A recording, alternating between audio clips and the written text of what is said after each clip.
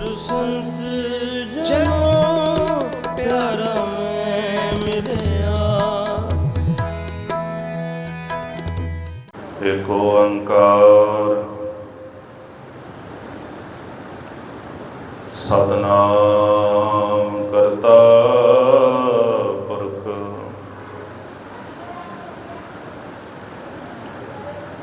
निर्भउ निर्वैर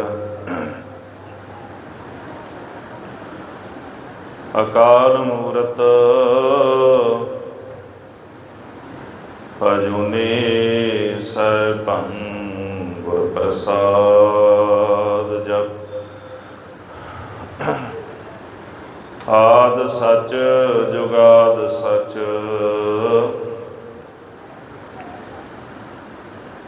है भी सच। नानक होसी भी सच।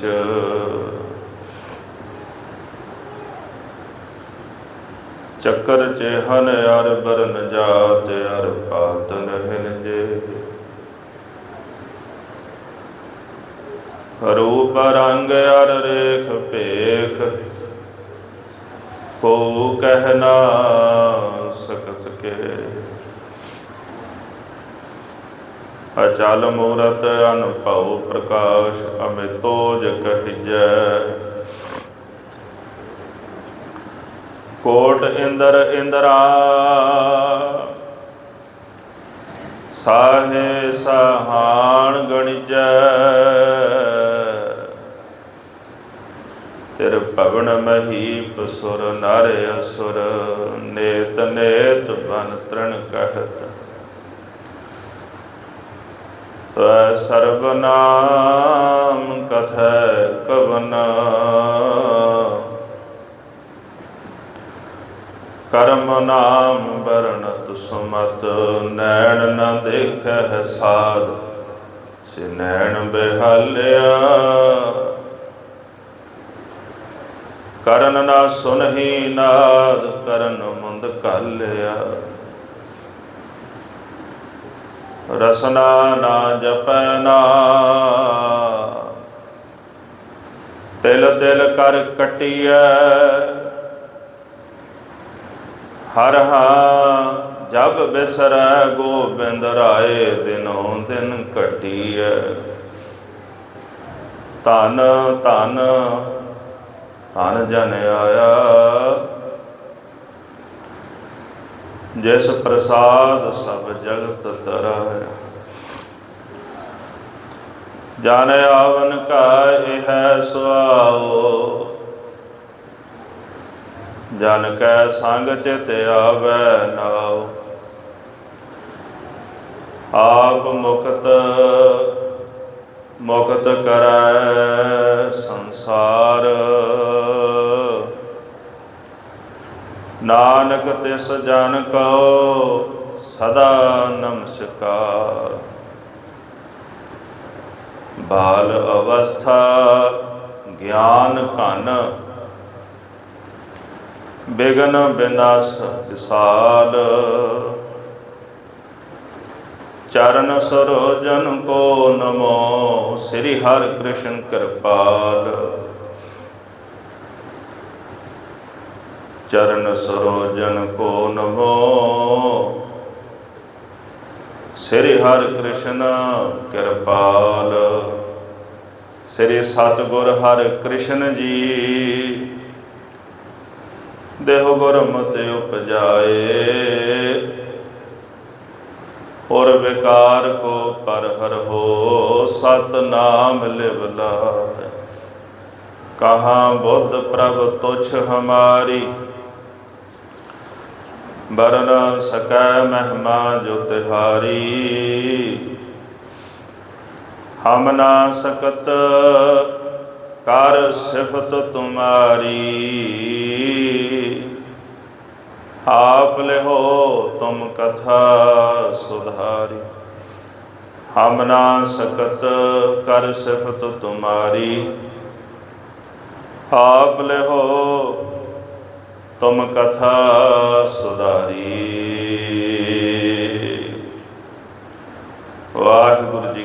ਖਾਲਸਾ ਵਾਹਿਗੁਰੂ ਜੀ ਕੀ ਫਤਿਹ। ਜੁਗ ਹੋ ਜੁਗ ਅਟਲ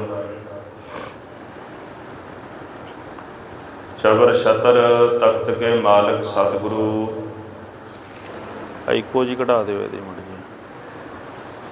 ਧੰਨ ਧੰਨ ਸ੍ਰੀ ਗੁਰੂ ਗ੍ਰੰਥ ਸਾਹਿਬ ਸੱਚੇ ਪਾਤਸ਼ਾਹ ਮਹਾਰਾਜ ਜੀ ਦੀ ਪਾਵਨ ਹਜ਼ੂਰੀ ਅੰਦਰ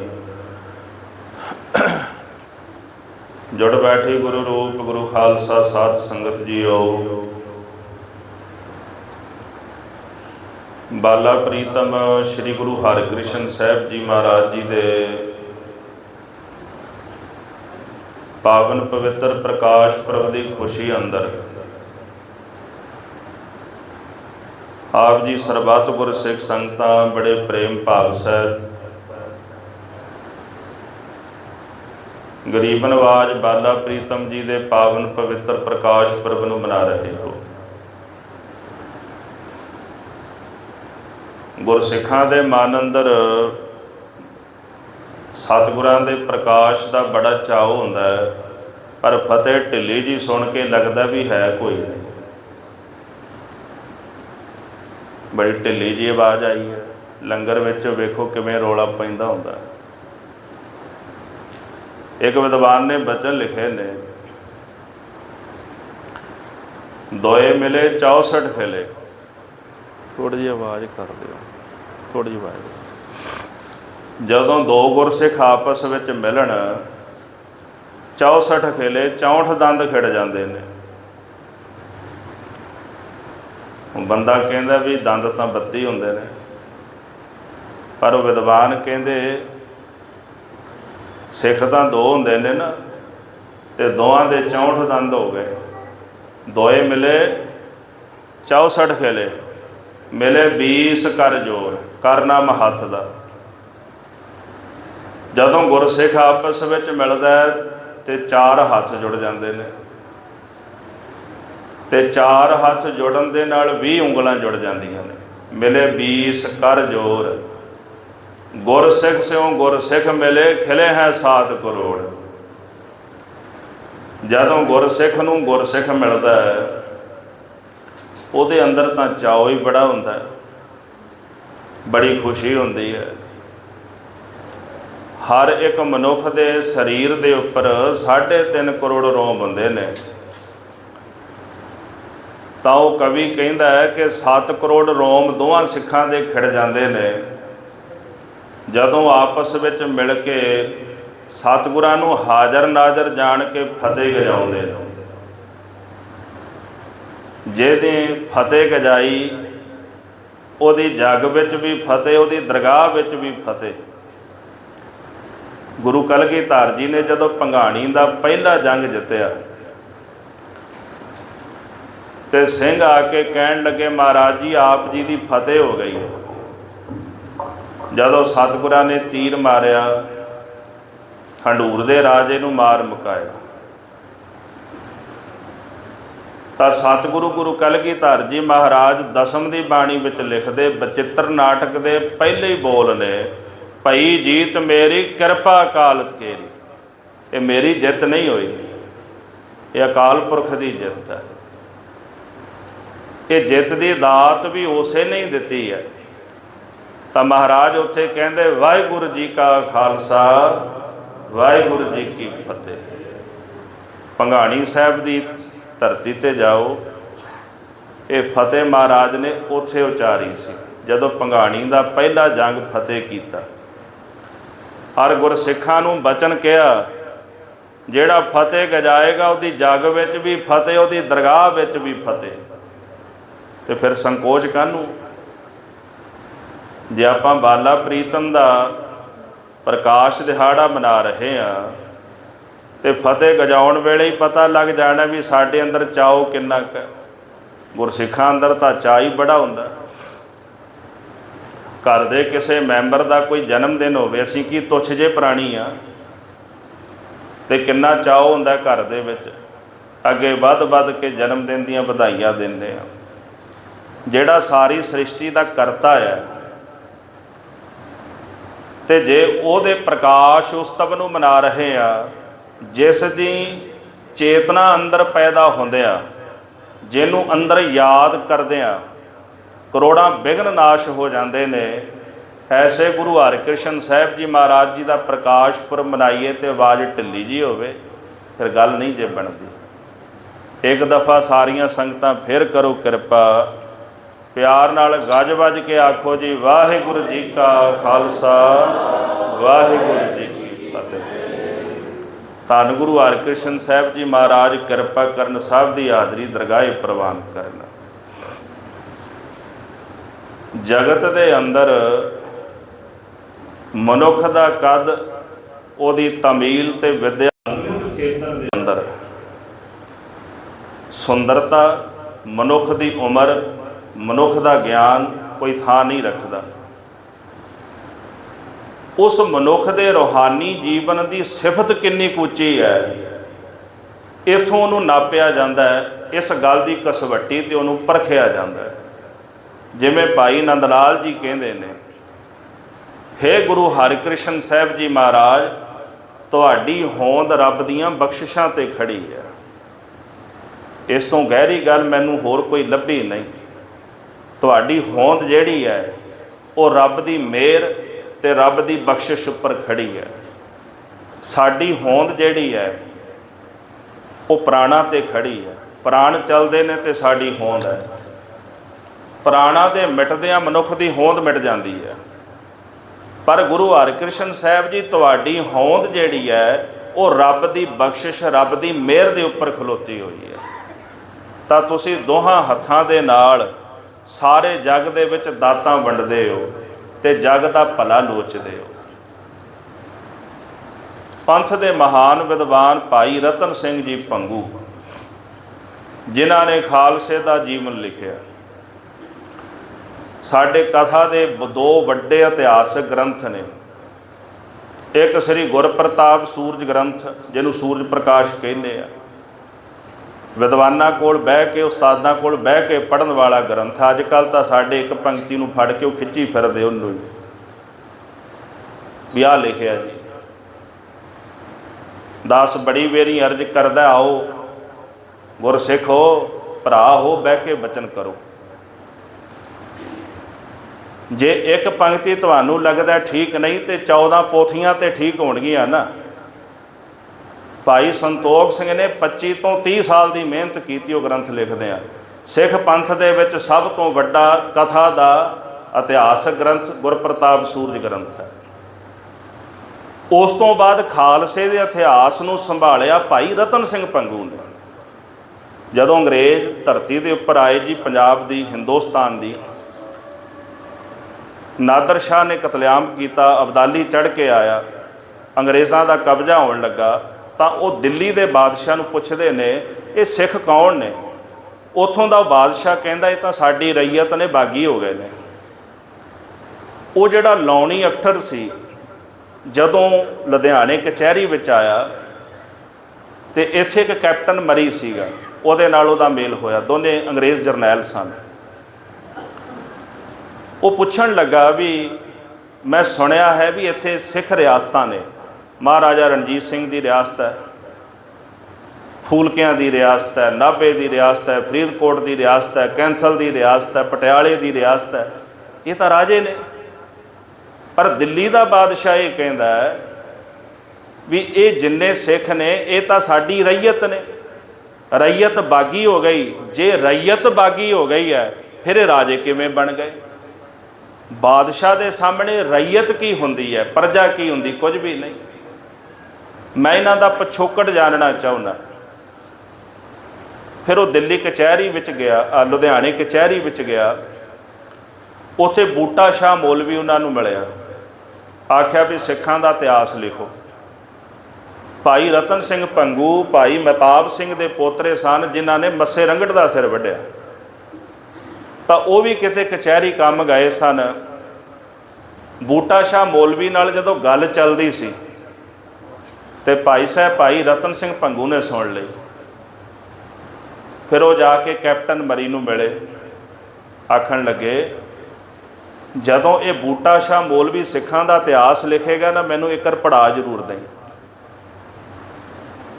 ਭਾਈ ਸਾਹਿਬ ਵਿਦਵਾਨ ਸਨ, ਗੱਲਾਂ ਬਾਤਾਂ ਹੋਈਆਂ। ਕੈਪਟਨ ਮਰੀ ਵੀ ਉਹਨਾਂ ਦਾ ਅੰਦਰੋਂ ਮਿੱਤਰ ਬਣ ਗਿਆ। ਬੂਟੇ ਸ਼ਾਹ ਮੌਲਵੀ ਨੇ ਇਤਿਹਾਸ ਲਿਖਿਆ, ਸਾਰਾ ਇਤਿਹਾਸ ਸਿੱਖਾਂ ਦੇ ਖਿਲਾਫ ਲਿਖਿਆ। ਫਿਰ ਭਾਈ ਰਤਨ ਸਿੰਘ ਭੰਗੂ ਕਹਿਣ ਲੱਗੇ ਮੈਂ ਤੁਹਾਨੂੰ ਇਤਿਹਾਸ ਲਿਖ ਕੇ ਦੇਣਾ। ਫਿਰ ਭਾਈ ਰਤਨ ਸਿੰਘ ਜੀ ਨੇ ਪ੍ਰਾਚੀਨ ਪੰਥ ਪ੍ਰਕਾਸ਼ ਲਿਖਿਆ। ਪ੍ਰਾਚੀਨ ਤਾਂ ਕਹਿੰਦੇ ਇਸ ਤੋਂ ਬਾਅਦ ਇੱਕ ਬਾਅਦ ਵਿੱਚ ਨਵੀਨ ਪੰਥ ਪ੍ਰਕਾਸ਼ ਲਿਖਿਆ ਗਿਆ, ਪਰ ਜਿਹੜਾ ਪੁਰਾਤਨ ਸਰੋਤ ਹੈ ਸਿੱਖ ਪੰਥ ਦੇ ਇਤਿਹਾਸ ਦਾ ਉਹ ਭਾਈ ਰਤਨ ਸਿੰਘ ਭੰਗੂ ਦਾ ਹੈ। ਜਦੋਂ ਉਹ ਕਥਾ ਲਿਖਦੇ ਨੇ ਤੇ ਕੈਪਟਨ ਮਰੀ ਸਵਾਲ ਕਰਦਾ ਭਾਈ ਸਾਹਿਬ ਨੂੰ, ਸਿੰਘਨ ਪਾਇਓ ਰਾਜ ਕਿਮ ਕਿਨ ਦੀਨੋਂ ਪਾਤਸ਼ਾਹੇ, ਸਿੰਘਾਂ ਨੇ ਰਾਜ ਕਿਵੇਂ ਪ੍ਰਾਪਤ ਕੀਤਾ ਹੈ, ਇਹਨਾਂ ਨੂੰ ਪਾਤਸ਼ਾਹੀਆਂ ਕਿਹਨਾਂ ਨੇ ਦਿੱਤੀਆਂ ਨੇ। ਤੇ ਭਾਈ ਰਤਨ ਸਿੰਘ ਜੀ ਕਹਿੰਦੇ ਸਿੰਘਾਂ ਨੂੰ ਜਿਹੜਾ ਰਾਜ ਹੈ, ਜਿਹੜੀ ਪਾਤਸ਼ਾਹੀ ਹੈ, ਸਤਿਗੁਰ ਸੱਚੇ ਪਾਤਸ਼ਾਹ ਦਾ ਹੀ ਇਹਨਾਂ ਨੂੰ ਰਾਜ ਸੱਚੇ ਪਾਤਸ਼ਾਹ ਗੁਰੂ ਨਾਨਕ ਸਾਹਿਬ ਨੇ ਦਿੱਤਾ ਹੈ। ਇਹ ਸੁਣ ਕੇ ਕੈਪਟਨ ਮਰੀ ਕਹਿਣ ਲੱਗਾ ਵੀ ਉਹ ਤਾਂ ਫਕੀਰ ਸੀ, ਫਕੀਰ ਕਿਸੇ ਨੂੰ ਕੀ ਰਾਜ ਦੇ ਸਕਦਾ। ਭਾਈ ਰਤਨ ਸਿੰਘ ਭੰਗੂ ਕਹਿੰਦੇ ਉਹ ਫਕੀਰ ਨਹੀਂ ਸੀ, ਲਿਬਾਸ ਫਕੀਰਾਂ ਵਾਲਾ ਸੀ, ਪਰ ਉਹ ਪਾਤਸ਼ਾਹਾਂ ਦਾ ਪਾਤਸ਼ਾਹ ਸੀ। ਸੱਜਣ ਸੱਚਾ ਪਾਤਸ਼ਾਹ ਹੋ, ਸਿਰ ਸ਼ਾਹਾਂ ਦਾ ਸ਼ਾਹੋ, ਜਿਸ ਪਾਸ ਬੈਠਿਆਂ ਸੋਹੀ ਹੈ ਸਭਨਾ ਦਾ ਵੇਸਾਹੋ। ਜਿਹਨੂੰ ਗੁਰੂ ਕਲਗੀਧਰ ਜੀ ਲਿਖਦੇ ਸ਼੍ਰੀ ਗੁਰੂ ਨਾਨਕ ਆਪ ਪਰਮੇਸ਼ਵਰ, ਇਹ ਬੋਲ ਸਰਬਲੋ ਗ੍ਰੰਥ ਦੇ ਨੇ। ਅਵਤਾਰ ਲਿਓ ਸ਼ੁਭ ਬੰਸ ਪ੍ਰਧਾਨਾ, ਗੁਰੂ ਨਾਨਕ ਸਾਹਿਬ ਜੀ ਮਹਾਰਾਜ ਜੀ ਆਪ ਪਰਮੇਸ਼ਰ ਸਨ, ਜਿਨ੍ਹਾਂ ਨੂੰ ਗੁਰੂ ਗ੍ਰੰਥ ਸਾਹਿਬ ਜੀ ਕਹਿੰਦੇ ਸਭ ਤੇ ਵੱਡਾ ਸਤਿਗੁਰ ਨਾਨਕ ਜਿਨ ਕਲ ਰਾਖੀ ਮੇਰੀ। ਤੇ ਭੱਟਾਂ ਦੇ ਸਵਈਆਂ ਵਿੱਚ ਬਚਨ ਆਉਂਦਾ ਹੈ ਕਿ ਧੰਨ ਗੁਰੂ ਨਾਨਕ ਸਾਹਿਬ ਸੱਚੇ ਪਾਤਸ਼ਾਹ ਇਸ ਮਾਤਲੁਕ ਦੀ ਧਰਤੀ ਤੇ ਆਏ। ਕੌਣ ਆਇਆ ਜੀ? ਕਹਿੰਦੇ ਉਸ ਨਿਰੰਜਨ ਨੇ, ਜਿਹਦਾ ਕੋਈ ਰੂਪ ਨਹੀਂ, ਜਿਹਦਾ ਕੋਈ ਰੰਗ ਨਹੀਂ, ਉਸ ਅਕਾਲ ਪੁਰਖ ਨੇ ਆਪ ਗੁਰੂ ਨਾਨਕ ਸਾਹਿਬ ਦਾ ਰੂਪ ਧਾਰਿਆ ਤੇ ਇਸ ਮਾਤਲੁਕ ਦੀ ਧਰਤੀ ਤੇ ਆਏ। ਤੇ ਜਦੋਂ ਸੱਚ ਦਾ ਪ੍ਰਚਾਰ ਕੀਤਾ ਨਾ ਜੀ, ਜਿੱਥੋਂ ਦਾਸ ਨੇ ਆਪਣੀ ਵਿਆਖਿਆ ਸ਼ੁਰੂ ਕਰਨੀ ਹੈ, ਸਤਿਗੁਰੂ ਗੁਰੂ ਨਾਨਕ ਸਾਹਿਬ ਜੀ ਸੱਚ ਦਾ ਸਿਧਾਂਤ ਪ੍ਰਗਟ ਕਰਦੇ ਨੇ ਤੇ ਦੂਜੇ ਪਾਸੇ ਰਾਜ ਚੱਲਦਾ ਕਲਯੁਗ ਦਾ। ਭਾਈ ਰਤਨ ਸਿੰਘ ਜੀ ਨੇ ਬਾ ਕਮਾਲ ਦੇ ਬੋਲ ਲਿਖੇ ਨੇ। ਉਹ ਕਹਿੰਦੇ ਕਲੂ ਨਰਕ ਚਹ ਪਾਪੀ ਪਾਏ, ਪਰ ਸਤਿਗੁਰ ਉਹਨ ਚਾਹੇ ਕਢਾਏ। ਕਲਯੁਗ ਚਾਹੁੰਦਾ ਵੀ ਮੈਂ ਪਾਪੀਆਂ ਨੂੰ ਨਰਕਾਂ ਵਿੱਚ ਸੁੱਟ ਦਿਆਂ, ਪਰ ਗੁਰੂ ਨਾਨਕ ਸਾਹਿਬ ਜੀ ਕਹਿੰਦੇ ਮੈਂ ਪਾਪੀਆਂ ਨੂੰ ਕੱਢ ਕੇ ਤਾਰ ਦਿਆਂ। ਇੱਕ ਤਾਰਨਾ ਚਾਹੁੰਦਾ ਹੈ, ਇੱਕ ਡੁੱਬਣਾ ਚਾਹੁੰਦਾ। ਤੇ ਡੁੱਬਿਆਂ ਨੂੰ ਤਾਰਨ ਵਾਲਾ ਜੇ ਕੋਈ ਹੈ ਤੇ ਧੰਨ ਗੁਰੂ ਨਾਨਕ ਸਾਹਿਬ ਸੱਚੇ ਪਾਤਸ਼ਾਹ। ਉਹ ਕਿਸੇ ਦੇ ਗੁਨਾਹ ਨਹੀਂ ਵੇਖਦੇ, ਭਾਵਨਾ ਵੇਖ ਕੇ ਉਹਦੇ ਤੇ ਪਰਦਾ ਪਾ ਕੇ ਉਹਦੇ ਗੁਨਾਹਾਂ ਤੇ ਉਹਨੂੰ ਤਾਰ ਦਿੰਦੇ ਨੇ। ਜੇ ਪ੍ਰਸਾਦ ਤੇਰੇ ਸਗਲ ਛਿਦਰ ਢਾਕੇ, ਉਹ ਸਾਡੀਆਂ ਸਾਰੀਆਂ ਕਮਜ਼ੋਰੀਆਂ ਨੂੰ ਢੱਕ ਦਿੰਦਾ, ਪਰਦਾ ਪਾ ਦਿੰਦਾ, ਸਾਡੇ ਗੁਨਾਹ ਮਾਫ ਕਰ ਦਿੰਦਾ। ਇੱਕ ਭਾਈ ਵੀਰ ਸਿੰਘ ਜੀ ਦੀ ਜੀਵਨ ਦੇ ਵਿੱਚੋਂ ਛੋਟੀ ਜਿਹੀ ਘਟਨਾ ਹੈ। ਭਾਈ ਵੀਰ ਸਿੰਘ ਜੀ ਦਰਸ਼ਨ ਕਰਕੇ ਦਰਬਾਰ ਸਾਹਿਬ ਤੋਂ ਜਾ ਰਹੇ ਸਨ। ਰਾਮ ਬਾਗ ਦੇ ਨੇੜੇ ਇੱਕ ਪਾਦਰੀ ਖੜਿਆ, ਬੜਾ ਭਾਰੀ ਇਕੱਠ, ਸਿੱਖ ਵੀ ਸਨ, ਹਿੰਦੂ ਲੋਕ ਵੀ ਸਨ। ਉੱਚੀ ਉੱਚੀ ਕਹਿੰਦਾ ਇੱਥੇ ਕੋਈ ਹੋਵੇਗਾ ਰੱਬ ਜਿਹੜਾ ਤੁਹਾਡੇ 10 ਗੁਨਾਹ ਮਾਫ ਕਰੇਗਾ। ਇੱਕ ਰੱਬ ਇੱਦਾਂ ਦਾ ਹੋਵੇਗਾ ਜਿਹੜਾ ਤੁਹਾਡੇ 20 ਗੁਨਾਹ ਮਾਫ ਕਰੇਗਾ। ਇੱਕ ਰੱਬ ਇੱਦਾਂ ਦਾ ਹੋਵੇਗਾ ਜਿਹੜਾ ਤੁਹਾਡੇ 40 ਗੁਨਾਹ ਮਾਫ ਕਰੇਗਾ। ਕਹਿੰਦਾ ਇੱਕ ਰੱਬ ਮੈਂ ਦੱਸਦਾ ਜਿਹੜਾ ਤੁਹਾਡੇ 70 ਗੁਨਾਹ ਮਾਫ ਕਰ ਦੇਗਾ। ਤੁਸੀਂ 70 ਗੁਨਾਹ ਵੀ ਕਰੋਗੇ ਨਾ, ਉਹ ਤਾਂ ਵੀ ਤੁਹਾਡੇ ਬਖਸ਼ ਦੇਗਾ। ਲੋਕ ਕਹਿੰਦੇ ਕੌਣ ਹੈ? ਕਹਿੰਦਾ ਯੀਸ਼ੂ, ਉਹ 70 ਗੁਨਾਹ ਮਾਫ ਕਰ ਦੇਗਾ। ਤੇ ਕੁਦਰਤੀ ਭਾਈ ਵੀਰ ਸਿੰਘ ਜੀ ਆ ਗਏ। ਇਹ ਗੱਲ 1890 ਦੀ ਹੈ, ਜਦੋਂ ਭਾਈ ਵੀਰ ਸਿੰਘ ਦੀ ਉਮਰ 20 ਸਾਲ ਦੀ ਸੀ। ਦਰਬਾਰ ਸਾਹਿਬ ਤੋਂ ਚਲਦੇ ਚਲਦੇ ਭਾਈ ਸਾਹਿਬ ਜੀ ਉੱਥੇ ਆ ਕੇ ਖਲੋ ਗਏ, ਉਹਦੀ ਗੱਲ ਸੁਣ ਰਹੇ ਸਨ। ਜਦੋਂ ਨੇ ਆਪਣੀ ਗੱਲ ਮੁਕਾਈ ਵੀ ਕੋਈ 70 ਗੁਨਾਹਾਂ ਤੋਂ ਜ਼ਿਆਦਾ ਗੁਨਾਹ ਬਖਸ਼ ਦੇਵੇ ਤੇ ਉਹ ਰੱਬ ਮੈਨੂੰ ਦੱਸ ਦਿਓ, ਕੋਈ ਬੋਲਿਆ ਨਹੀਂ। ਤੇ ਭਾਈ ਵੀਰ ਸਿੰਘ ਜੀ ਕਹਿੰਦੇ ਜੇ ਮੈਂ ਦੱਸ ਦਿਆਂ ਤੇ ਤੂੰ ਵੱਡਾ ਮੰਨੇਗਾ? ਉਹ ਆਖਣ ਲੱਗਾ ਕਿਹੜਾ ਇਹੋ ਜਿਹਾ ਰੱਬ ਹੈ ਜਿਹੜਾ 70 ਤੋਂ ਜ਼ਿਆਦਾ ਗੁਨਾਹ ਬਖਸ਼ ਦਿੰਦਾ? ਕਹਿੰਦੇ ਤੂੰ 70 ਦੀ ਗੱਲ ਕਰਦਾ ਹੈ।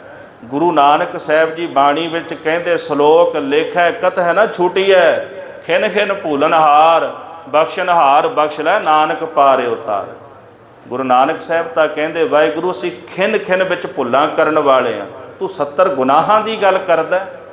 इत्थे तां पातशाह कहंदे जिहड़ा बंदा नित गुनाह करदा होवे, भावें गुनाहां दा बोझ उहने अपने सिर ते रखिया होवे, जे किते वो गुरु नानक साहब की शरण विच आ जाता है तो महाराज सच्चे पातशाह किरपा करके उन्होंने भी भव सागर तो तार देंदे ने। कहण लगे पादरी नूं मनदा है कि इस जगत विच जेकर कोई वड्डा है तो गुरु नानक साहब जी ने, तू 70 गुनाहां की गल करदा है। गुरु नानक साहब कहंदे तेरे जिन्ने मर्जी गुनाह होवन, एक बारी भावना रख के शरण विच आ जा, तेरे सारे ही बख्शे जाणगे, सारे तेरे गुनाह ही धोते जाणगे। वो पादरी नूं जवाब नहीं आया जी, भज गया उत्थों, जाके गिरजा घर विच जा वड़िया। संगत ने जकारे छड्डे। सुभावक सी भाई वीर सिंह जी का अनुभव, उन्हां दी अंदर दी सोझी, अंदर दी कमाई, अंदर दी साधना, ये सारा कुछ उहदे विचों ही पैदा हुंदा है। क्योंकि अकल दे तल ते जीवन वाला मनुख एक बंधन विच हुंदा है, पर जिहड़ा भावना वाला मनुख है उहदे बंधन टुट जांदे ने, वो बंधन विच नहीं रहिंदा। अकल जिहड़ी है, अकल की इंतहा, जिहड़ी साडी अकल दी इंतहा है, वो परेशानियां दा कारण है। जिन्नियां भी परेशानियां पैदा होंदियां ये साडी अकल विचों पैदा होंदियां। जिन्नी ज़्यादा असीं सियाणप वरतदे हैं ना, भाई साहब भाई वीर सिंह जी भी कहंदे क्यों होया ये किंकू होया, खप खप मूए सियाणे। सियाणे कहंदे किवें होया, क्यों होया, नहीं सी होना चाहिदा, ये हो ही नहीं सकदा। वो इस गल विच ही उलझे रहिंदे ने। पर भावना वाला जिहड़ा है ना जी, जिवें कबीर साहब ने भी उदाहरण दिती है, कहंदे जिहड़े मूर्ख सन वो तां भज गए। जदों कोठड़ी नूं अग लगी ना, तो कहंदे ने जिहड़े तां सियाणे सन, पंडित सन, विद्वान सन, वो चर्चा करते रह गए भी अग किवें लगी। मूर्ख निकसे भाग, जिहड़े मूर्ख सन कहंदे जान बचाओ अपनी, अग जिवें मर्जी लगी होवे, सानू की है, लग तां गई है ना। हुण मसला ये है भी असीं जान बचाउणी है। असल विच भाई वीर सिंह जी कहंदे अकलां वाले सोचते रह जाते भी ये किवें होया, क्यों होया, नहीं सी होना चाहिदा। पर भावना वाले झोली अड्ड के मालक दे घर दे विचों अपनियां झोलियां भरा के रब दियां घर दियां बख्शिशां लै जांदे ने ते ओह नवाजे जांदे ने। भावना अगे करिए, अकल अगे ना करिए। गुरु नानक साहब जी चाहुंदे ने कि मैं पापी तार दियां, कलयुग चाहुंदा मैं डोब दियां। फिर भाई रतन सिंह भंगू जी बचन लिखते ने, कहते ने कलू चहै पापी डुब जाए, बाबा चहै इन लईए कढ़ाए। कलयुग चाहुंदा भी पापी डुब जाए, पर गुरु नानक साहब कहते इन्हों बाहर कढ़ना चाहिए। ये विचारे की ने, ये जितने भी जीव ने, इन्हां दी हस्ती की है रब दे सामने। ये तां खिन खिन भुल्लणहारे ने, ते वाहिगुरू किरपा कर इन्हां भुल्लियां होयां नूं तार दे। कलयुग डुबना चाहुंदा है ते गुरु नानक साहब उन्हां नूं तारना चाहुंदे ने। तां भाई रतन सिंह भंगू कहंदे ने कल्ले 1 2 4 मनुखां दी गल नहीं, गुरु नानक साहब तां सारा जहान ही तारना चाहुंदे भी सारा जहान ही तर जाए। तां उत्थे फिर बाणी कहंदी तारिया जहान लाहिया बमान जिनी दर्शन पाया। ਜਿਹੜੇ ਜਿਹੜੇ महाराज के चरणों में आए गुरु के दीदार करते हैं, उन्हों के अंदरों अभिमान दूर किया महाराज ने, तो उन्होंने जहान तो भाव सागर तो तार दिता। तो ज्ञानी ज्ञान सिंह जी कहते तारे गिने जात तेरे तारे ना गिनात है। कहते धन गुरु नानक साहब जी महाराज तारियां की गिनती तो हो सकती है, पर जिन्होंने तुसीं तार दिता है ना, उन्हों की गिनती जग में कोई नहीं कर सकता। धन गुरु नानक साहब सच्चे पातशाह महाराज 4 उदासियां करके जगत नूं ये गल समझाउंदे ने कि मनुख की आत्मा किन्नी कु रज्जी है। मनुख अपने आत्मक तल दे उपर किन्नियां कु सिफतां दा मालक है, इहदे तो उहदा कद नापिया जांदा है, उम्र नहीं वेखी जाती। बाला प्रीतम धन श्री गुरु हरकृष्ण साहब सच्चे पातशाह महाराज जी सिख इतिहास के अंदर सब तो छोटी उम्र दे विच गुरता गद्दी उपर विराजमान होने वाले सन, जिन्हों ने 7 साल की अवस्था में गुरता गद्दी की प्राप्ति की है। गुरु कलगीधर जी महाराज कहते हरगोबिंद प्रभ लोक सदाए। गुरु हरगोबिंद साहब जी महाराज जी जदों सचखंड गए, ਹਰੀ ਰਾਏ ਤੇ ਠਾਂ ਬਿਠਾਏ। ਸਤਿਗੁਰਾਂ ਨੇ ਆਪਣੀ ਜਗ੍ਹਾ ਤੇ ਗੁਰੂ ਹਰਿਰਾਏ ਸਾਹਿਬ ਜੀ ਨੂੰ ਥਾਪਿਆ। ਹਰੀ ਕ੍ਰਿਸ਼ਨ ਤਿਨਕੇ ਸੁਤਵਏ, ਤਿਨ ਤੇ ਤੇਗ ਬਹਾਦਰ ਪਏ। ਗੁਰੂ ਹਰਿਕ੍ਰਿਸ਼ਨ ਸਾਹਿਬ ਜੀ ਮਹਾਰਾਜ ਗੁਰੂ ਹਰਿਰਾਏ ਸਾਹਿਬ ਦੇ ਪੁੱਤਰ, ਤੇ ਗੁਰੂ ਹਰਿਰਾਏ ਸਾਹਿਬ ਜੀ ਤੋਂ ਬਾਅਦ ਜਦੋਂ ਗੁਰੂ ਹਰਿਕ੍ਰਿਸ਼ਨ ਸਾਹਿਬ ਜੀ ਗੱਦੀ ਤੇ ਬਹਿੰਦੇ ਨੇ, ਤੇ ਫਿਰ ਦੁਬਾਰਾ ਗੁਰੂ ਤੇਗ ਬਹਾਦਰ ਸਾਹਿਬ ਜੀ ਗੁਰਤਾ ਗੱਦੀ ਤੇ ਬਹਿੰਦੇ ਨੇ। ਜਿਹੜੀ ਗੱਦੀ ਪੋਤਰੇ ਦੇ ਘਰ ਤੋਂ ਚੱਲ ਕੇ ਪੜਪੋਤਰੇ ਦੇ ਘਰ ਵਿੱਚ ਆਈ ਹੈ, ਮਹਾਰਾਜ ਜੀ ਕਹਿੰਦੇ ਮੁੜ ਉਹ ਗੱਦੀ ਮਹਾਰਾਜ ਗੁਰੂ ਹਰਗੋਬਿੰਦ ਸਾਹਿਬ ਜੀ ਦੇ ਪੁੱਤਰ ਦੇ ਘਰ ਦੇ ਵਿੱਚ ਆ ਗਈ। ਉਹ ਗੱਦੀ ਤੇ ਬਿਰਾਜਮਾਨ ਹੁੰਦੇ ਨੇ। ਹਰੀ ਕ੍ਰਿਸ਼ਨ ਤਿਨਕੇ ਸੁਤਵਏ, ਗੁਰੂ ਹਰਿਰਾਏ ਸਾਹਿਬ ਦੇ ਪੁੱਤਰ ਸਨ ਗੁਰੂ ਹਰਿਕ੍ਰਿਸ਼ਨ ਸਾਹਿਬ ਜੀ ਮਹਾਰਾਜ। ਸਤਿਗੁਰਾਂ ਦਾ ਪ੍ਰਕਾਸ਼ ਜਿਹੜਾ ਪੱਟਾਂ ਦੀਆਂ ਵਹੀਆਂ ਵਿੱਚ ਬਚਨ ਲਿਖਿਆ 1652। ਪਿਆਰਾ ਸਿੰਘ ਪਦਮ ਵੀ ਜ਼ਿਕਰ ਕਰਦੇ ਨੇ। ਭਾਈ ਕਾਨ ਸਿੰਘ ਨਾਭਾ ਲਿਖਦੇ ਨੇ 1656 ਨੂੰ। ਸੰਮਤ ਜਿਹੜਾ ਹੈ 1709 ਜਿਹੜਾ ਭਾਈ ਕਾਨ ਸਿੰਘ ਨਾਭੇ ਨੇ ਲਿਖਿਆ, ਤੇ ਪੱਟਾਂ ਦੀਆਂ ਵਹੀਆਂ ਵਿੱਚ ਜਿਹੜਾ ਸੰਮਤ ਜਿਹਨੂੰ ਵਿਕਰਮੀ ਸੰਮਤ ਕਹਿੰਦੇ ਆ ਉਹ 1713 ਲਿਖਿਆ ਹੋਇਆ। ਮਾਤਾ ਜੀ ਦਾ ਨਾਮ ਮਾਤਾ ਕ੍ਰਿਸ਼ਨ ਕੌਰ ਜੀ। ਕਿਤੇ ਇਤਿਹਾਸ ਵਿੱਚ ਨਾਮ ਆਉਂਦਾ ਮਾਤਾ ਸੁਲੱਖਣੀ ਜੀ। ਤਿਨਾਂ ਦੇ ਗ੍ਰਹਿ ਵਿਖੇ ਧੰਨ ਸ਼੍ਰੀ ਗੁਰੂ ਹਰਿਰਾਏ ਸਾਹਿਬ ਜੀ ਦੇ ਘਰ ਦੇ ਅੰਦਰ ਸ੍ਰੀ ਕੀਰਤਪੁਰ ਸਾਹਿਬ ਦੀ ਪਾਵਨ ਧਰਤੀ ਤੇ ਬਾਲਾ ਪ੍ਰੀਤਮ ਗੁਰੂ ਹਰਿਕ੍ਰਿਸ਼ਨ ਸਾਹਿਬ ਮਹਾਰਾਜ ਜੀ ਦਾ ਪ੍ਰਕਾਸ਼ ਹੋਇਆ ਅੰਮ੍ਰਿਤ ਵੇਲੇ। ਬਚਪਨ ਦੇ ਵਿੱਚ ਸਤਿਗੁਰੂ ਸੱਚੇ ਪਾਤਸ਼ਾਹ ਜੀ ਬਾਣੀ ਨੂੰ ਪੜ੍ਹਦੇ ਨੇ। ਆਪ ਜੀ ਦੇ ਜਿਹੜੇ ਵੱਡੇ ਭਰਾਤਾ ਬਾਬਾ ਰਾਮ ਰਾਏ ਵੀ ਬਾਣੀ ਪੜ੍ਹਦੇ ਨੇ। ਇੱਕ ਦਿਨ ਇੱਕ ਸਿੱਖ ਆਇਆ ਜੀ, ਵਿਦੇਸੀ ਸਿੱਖ, ਭਾਈ ਸੰਤੋਖ ਸਿੰਘ ਹੋਰਾਂ ਨੇ ਜ਼ਿਕਰ ਕੀਤਾ।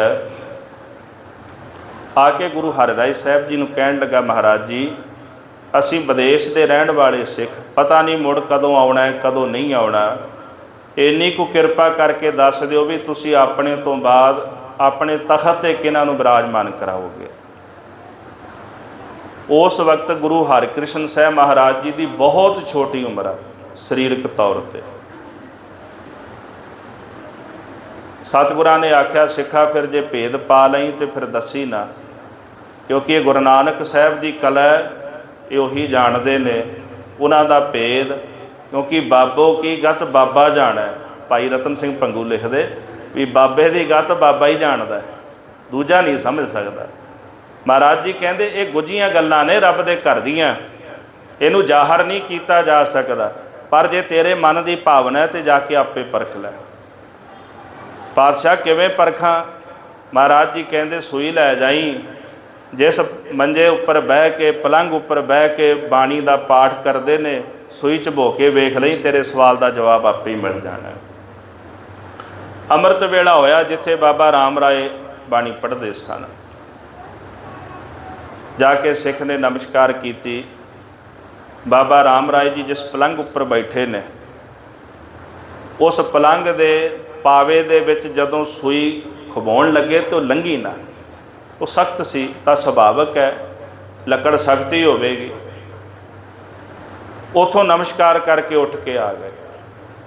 ਜਿੱਥੇ ਗੁਰੂ ਹਰਿਕ੍ਰਿਸ਼ਨ ਸਾਹਿਬ ਜੀ ਮਹਾਰਾਜ ਬੈਠੇ ਬਾਣੀ ਪੜ੍ਹਦੇ ਨੇ, ਉੱਥੇ ਆ ਕੇ ਜਦੋਂ ਨਮਸਕਾਰ ਕਰਕੇ ਬੈਠੇ ਬਾਣੀ ਸੁਣੀ, ਤੇ ਸੂਈ ਲੈ ਕੇ ਜਦੋਂ ਲੱਕੜ ਵਿੱਚ ਖਵੋਈ, ਤੇ ਉਹ ਲੱਕੜ ਵੀ ਮੋਮ ਬਣ ਚੁੱਕੀ ਸੀ ਬਾਣੀ ਦੇ ਪ੍ਰਤਾਪ ਦੇ ਨਾਲ। ਬਾਣੀ ਦਾ ਪ੍ਰਤਾਪ, ਬਾਣੀ ਦੀ ਕਲਾ ਐਸੀ ਹੈ, ਜਦੋਂ ਸੂਈ ਲੰਘਾਈ ਤੇ ਵਿੱਚੇ ਹੀ ਲੰਘ ਗਈ ਉਹਦੇ, ਜਿਵੇਂ ਸਾਬਣ ਵਿੱਚ ਤਾਰ ਲੰਘਾਈ ਦੀ ਆ।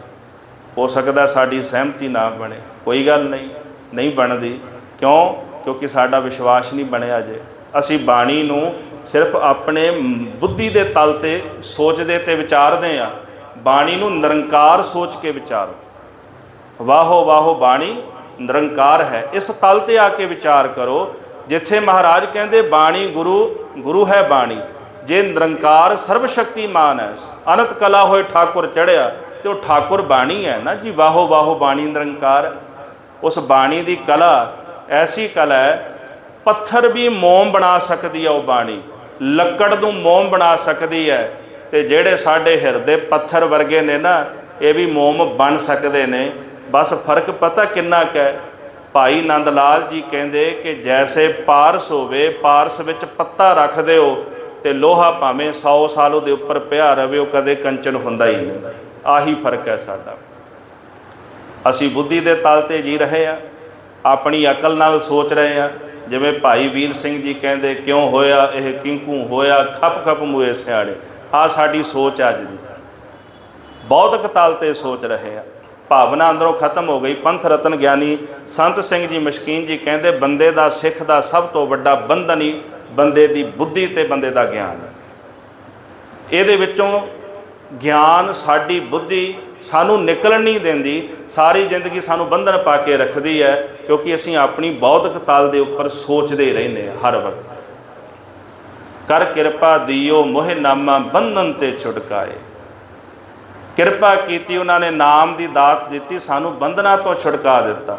ਮਨ ਤੇ ਵਿਸਰਿਓ ਸਗਲੋ ਧੰਦਾ, ਮਨ ਤੋਂ ਸਾਰਾ ਧੰਦਾ ਜਿਹੜਾ ਉਹ ਵਿਸਰ ਗਿਆ। ਬੰਧਨ ਛੁੱਟ ਗਏ। ਕਾਹਦੇ? ਅਕਲ ਦੇ ਬੰਧਨ ਛੁੱਟ ਗਏ, ਬੁੱਧੀ ਦੇ ਬੰਧਨ ਟੁੱਟ ਗਏ। ਸਭ ਤੋਂ ਵੱਡੀ ਮਤ ਤਿਆਗਣੀ ਹੁੰਦੀ ਹੈ। ਗੁਰੂ ਦੇ ਕੋਲ ਆਈਏ, ਜਿਵੇਂ ਜੋੜਾ ਲਾ ਕੇ ਬਾਹਰ ਆਉਨੇ, ਆਪਣੀ ਮਤ ਵੀ ਉੱਥੇ ਰੱਖ ਕੇ ਆਈਏ। ਵੇਖੋ ਫਿਰ ਬਾਣੀ ਦੀ ਕਲਾ ਕੀ ਵਰਤਦੀ ਹੈ। ਅਜੇ ਤਾਂ ਆਪਾਂ ਆਪਣੀ ਬੁੱਧੀ, ਆਪਣੀ ਮਤ ਨਾਲ ਲੈ ਕੇ ਆਉਨੇ ਆ ਨਾ। ਜੇ ਆਪਣੀ ਮਤ ਨੂੰ ਵੀ ਜੋੜੇ ਖਾਨੇ ਵਿੱਚ ਰੱਖ ਦਈਏ ਨਾ, ਜਿਵੇਂ ਜੋੜਾ ਲਾ ਕੇ ਆਉਨੇ ਆ, ਤਾਂ ਫਿਰ ਵੇਖੋ ਬਾਣੀ ਦੀ ਕਲਾ ਸਾਡੇ ਅੰਦਰ ਕਿਵੇਂ ਵਰਤਦੀ ਹੈ।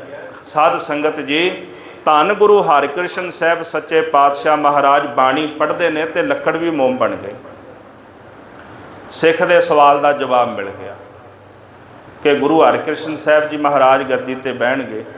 ਸਮਾਂ ਆਇਆ ਜਦੋਂ ਬਾਦਸ਼ਾਹ ਔਰੰਗਜ਼ੇਬ ਨੇ ਗੁਰੂ ਹਰਿਰਾਏ ਸਾਹਿਬ ਜੀ ਨੂੰ ਦਿੱਲੀ ਵਿਖੇ ਸੱਦਿਆ। ਮਨ ਦੀ ਇੱਛਾ ਸੀ ਕਰਾਮਾਤਾਂ ਵਿਖਾਵਣ। ਤਾਂ ਸਤਿਗੁਰੂ ਸੱਚੇ ਪਾਤਸ਼ਾਹ ਦੇ ਘਰ ਦੀ ਮਰਿਆਦਾ ਹੈ ਕਿ ਕਿਸੇ ਦੇ ਮਨ ਪਰਤਾਵੇ ਲਈ ਤੇ ਆਪਣੇ ਭਲੇ ਲਈ ਕਦੇ ਕਰਾਮਾਤ ਨਹੀਂ ਵਿਖਾਉਂਦੇ। ਕਿਸੇ ਦਾ ਮਨ ਪਰਚਾਵਾ ਕਰਨਾ ਤੇ ਆਪਣੇ ਭਲੇ ਵਾਸਤੇ ਕਰਾਮਾਤ ਵਿਖਾਉਣੀ, ਇਹਦੇ ਵਿੱਚ ਮਹਾਰਾਜ ਕਦੇ ਵੀ ਕਿਸੇ ਸਿੱਖ ਨੂੰ ਵੀ ਆਗਿਆ ਨਹੀਂ ਦਿੰਦੇ ਤੇ ਨਾ ਆਪ ਕਦੇ ਕਰਾਮਾਤ ਵਰਤਦੇ ਨੇ। ਹਾਂ, ਜਿਹੜੇ ਕਹਿੰਦੇ ਵੀ ਨਹੀਂ ਵਰਤੀ, ਉਹਨਾਂ ਲਈ ਬੜੇ ਜਵਾਬ ਨੇ ਵੀ ਕਰਾਮਾਤ ਨਹੀਂ ਵਰਤੀ। ਕਰਾਮਾਤ ਕੋਈ ਜਾਦੂ ਟੂਣਾ ਨਹੀਂ, ਇਹ ਗੁਰੂ ਦੀ ਕਲਾ ਹੈ। ਭਾਈ ਰਤਨ ਸਿੰਘ ਭੰਗੂ ਕਹਿੰਦੇ, ਗਿਆਨੀ ਨੂੰ ਗਿਆਨ ਨਾਲ ਸਮਝਾਇਆ ਜਾ ਸਕਦਾ, ਕਰਾਮਾਤੀ ਗਿਆਨ ਨਾਲ ਨਹੀਂ ਸਮਝਦਾ। ਅਚਲ ਬਟਾਲੇ ਦੀ ਧਰਤੀ ਤੇ ਗੁਰੂ ਨਾਨਕ ਸਾਹਿਬ ਜੀ ਗਿਆਨ ਨਾਲ ਸਿੱਧਾਂ ਨੂੰ ਸਮਝਾਉਂਦੇ ਨੇ, ਨਹੀਂ ਸਮਝਦੇ। ਜਦੋਂ ਆਖਰਕਾਰ ਆਕਾਸ਼ ਵਿੱਚ ਉੱਡਦੇ ਨੇ ਭੰਗਰਨਾਥ ਵਰਗੇ, ਤੇ ਮਹਾਰਾਜ ਜੀ ਚਰਨ ਦਾ ਜੋੜਾ ਉਹਦੇ ਪਿੱਛੇ ਲਾ ਦਿੰਦੇ ਨੇ। ਭਾਈ ਗੁਰਦਾਸ ਜੀ ਨੇ ਜ਼ਿਕਰ ਕੀਤਾ, ਮਹਾਰਾਜ ਜੀ ਦੀ ਖੜਾਂ ਜਦੋਂ ਸਿਰ ਵਿੱਚ ਵੱਜਦੀ ਫਿਰ ਭੰਗਰਨਾਥ ਹੇਠਾਂ ਉਤਰਦਾ, ਕਿਉਂਕਿ ਉਹ ਸਮਝਦਾ ਨਹੀਂ ਸੀ। ਜਿਹੜਾ ਗਿਆਨ ਨਾਲ ਨਾ ਸਮਝੇ ਤਾਂ ਗਿਆਨੀ ਹੋ ਕੇ ਵੀ ਉਹ ਮੂਰਖ ਹੈ, ਤਾਂ ਉਹਦਾ ਇਲਾਜ ਫਿਰ ਖੜਾਂ ਹੀ ਰਹਿ ਜਾਂਦੀ ਹੈ। ਮਹਾਰਾਜ ਜੀ ਜਾਣਦੇ ਸਨ ਕਿ ਇਹਨੂੰ ਕਰਾਮਾਤ ਦਾ ਹੰਕਾਰ ਹੈ, ਇਹਨੇ ਗਿਆਨ ਨਾਲ ਨਹੀਂ ਸਮਝਣਾ। ਹੁਣ ਮੂਰਖ ਨੂੰ ਤੁਸੀਂ ਗਿਆਨ ਦੇਣ ਲੱਗ ਜਾਓਗੇ, ਉਹ ਸਮਝੇਗਾ? ਮਹਾਰਾਜ ਕਹਿੰਦੇ ਮੂਰਖ ਹੈ ਨਾਲ ਨਾ ਲੁੱਝੀਏ, ਚੰਗਾ ਇਹ ਵੀ ਉਹਦੇ ਨਾਲ ਲੁੱਝੋ ਨਾ, ਕਿਉਂਕਿ ਮੂਰਖ ਨਹੀਂ ਸਮਝਦਾ ਕਦੇ। ਗਿਆਨੀ ਗਿਆਨ ਨਾਲ ਸਮਝਦਾ ਹੈ, ਕਰਾਮਾਤੀ ਗਿਆਨ ਨਾਲ ਨਹੀਂ ਸਮਝੇਗਾ। ਉਹਨੇ ਉਸੇ ਤਰੀਕੇ ਨਾਲ ਸਮਝਣਾ ਜਿਸ ਤਰੀਕੇ ਨੂੰ ਉਹ ਵਰਤਣਾ ਚਾਹੁੰਦਾ ਹੈ। ਮਹਾਰਾਜ ਨੇ ਕਿਤੇ ਕੋਈ ਚੇਟਕ ਪੁਣਾ ਜਾਂ ਕੋਈ ਨਾਟਕ, ਨਾ ਕੋਈ ਜਾਦੂ ਨਹੀਂ ਵਿਖਾਇਆ। ਦਸਵੇਂ ਪਾਤਸ਼ਾਹ ਆਪਣੀ ਬਾਣੀ ਵਿੱਚ ਲਿਖ ਕੇ ਗਏ ਦਸਮ ਦੀ, ਨਾਟਕ ਚੇਟਕ ਕੀਏ ਕੋ ਕਾਜਾ ਪ੍ਰਭ ਲੋਗਨ ਕਹਿ ਆਵਤ ਲਾਜਾ। ਜਿਹੜੇ ਰੱਬ ਦੇ ਪਿਆਰੇ ਨੇ ਉਹਨਾਂ ਨੂੰ ਇਹ ਨਾਟਕ ਚੇਟਕਾਂ ਤੋਂ ਸ਼ਰਮ ਆਉਂਦੀ, ਉਹ ਨਹੀਂ ਵਿਖਾਉਂਦੇ। ਗੁਰੂ ਹਰਿਰਾਏ ਸਾਹਿਬ ਜੀ ਮਹਾਰਾਜ ਸੱਚੇ ਪਾਤਸ਼ਾਹ ਜੀ ਨੇ ਸਿੱਖਾਂ ਨੂੰ ਆਖਿਆ ਵੀ ਕੋਈ ਤੁਹਾਡੇ ਵਿੱਚੋਂ ਜਾਵੇਗਾ। ਬਾਬਾ ਰਾਮ ਰਾਏ ਜੀ ਆਏ, ਕਹਿੰਦੇ ਪਾਤਸ਼ਾਹ ਜੀ ਹੁਕਮ ਹੋਵੇ ਤੇ ਮੈਂ ਚਲਿਆ ਜਾਂਦਾ। ਸਤਿਗੁਰਾਂ ਨੇ ਆਪਣੇ ਪੁੱਤਰ ਨੂੰ ਦੋ ਬਚਨ ਸਮਝਾਏ, ਬੇਟਾ ਅਸੀਂ ਤੇਰੀ ਰਸਨਾ ਤੇ ਵਸਦੇ ਹਾਂ, ਜੋ ਕਹੇਗਾ ਸੱਤ ਹੋਵੇਗਾ, ਪਰ ਕੋਈ ਵੀ ਕਰਮ ਇੱਦਾਂ ਦਾ ਨਹੀਂ ਕਰਨਾ ਜਿਹੜਾ ਗੁਰੂ ਨਾਨਕ ਸਾਹਿਬ ਦੇ ਸਿਧਾਂਤ ਤੋਂ ਉਲਟ ਹੋਵੇ। ਖੈਰ ਬਾਬਾ ਰਾਮ ਰਾਏ ਜੀ ਦਿੱਲੀ ਗਏ, ਕਰਾਮਾਤਾਂ ਵਿਖਾਈਆਂ।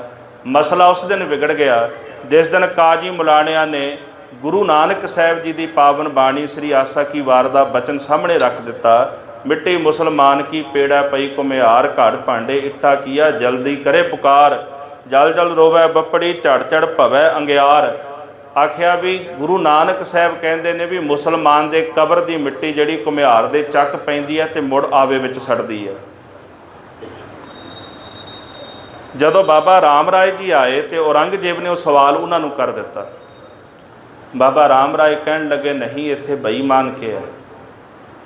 ਬੇਈਮਾਨ ਕਿਹਨੂੰ ਕਹਿੰਦੇ? ਬੇਈਮਾਨੇ ਨੂੰ, ਜਿਹੜਾ ਆਪਣਾ ਈਮਾਨ ਛੱਡ ਦੇ।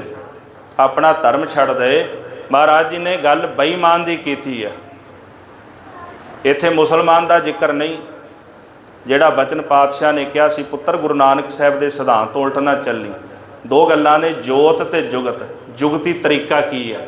ਜੋਤ ਜਿਹੜਾ ਪੂਰਨ ਗਿਆਨ ਹੈ ਗੁਰੂ ਨਾਨਕ ਸਾਹਿਬ ਦਾ, ਬਾਣੀ ਹੈ। ਅਗਾਂ ਇਹਦੀ ਵਿਆਖਿਆ ਆਪਾਂ ਜਿੰਨੀ ਮਰਜ਼ੀ ਕਰ ਸਕਦੇ ਹਾਂ। ਜੋਤ ਤੋਹਾ ਜੁਗਤ ਸਾਏ, ਜੋਤ ਗਿਆਨ ਹੈ।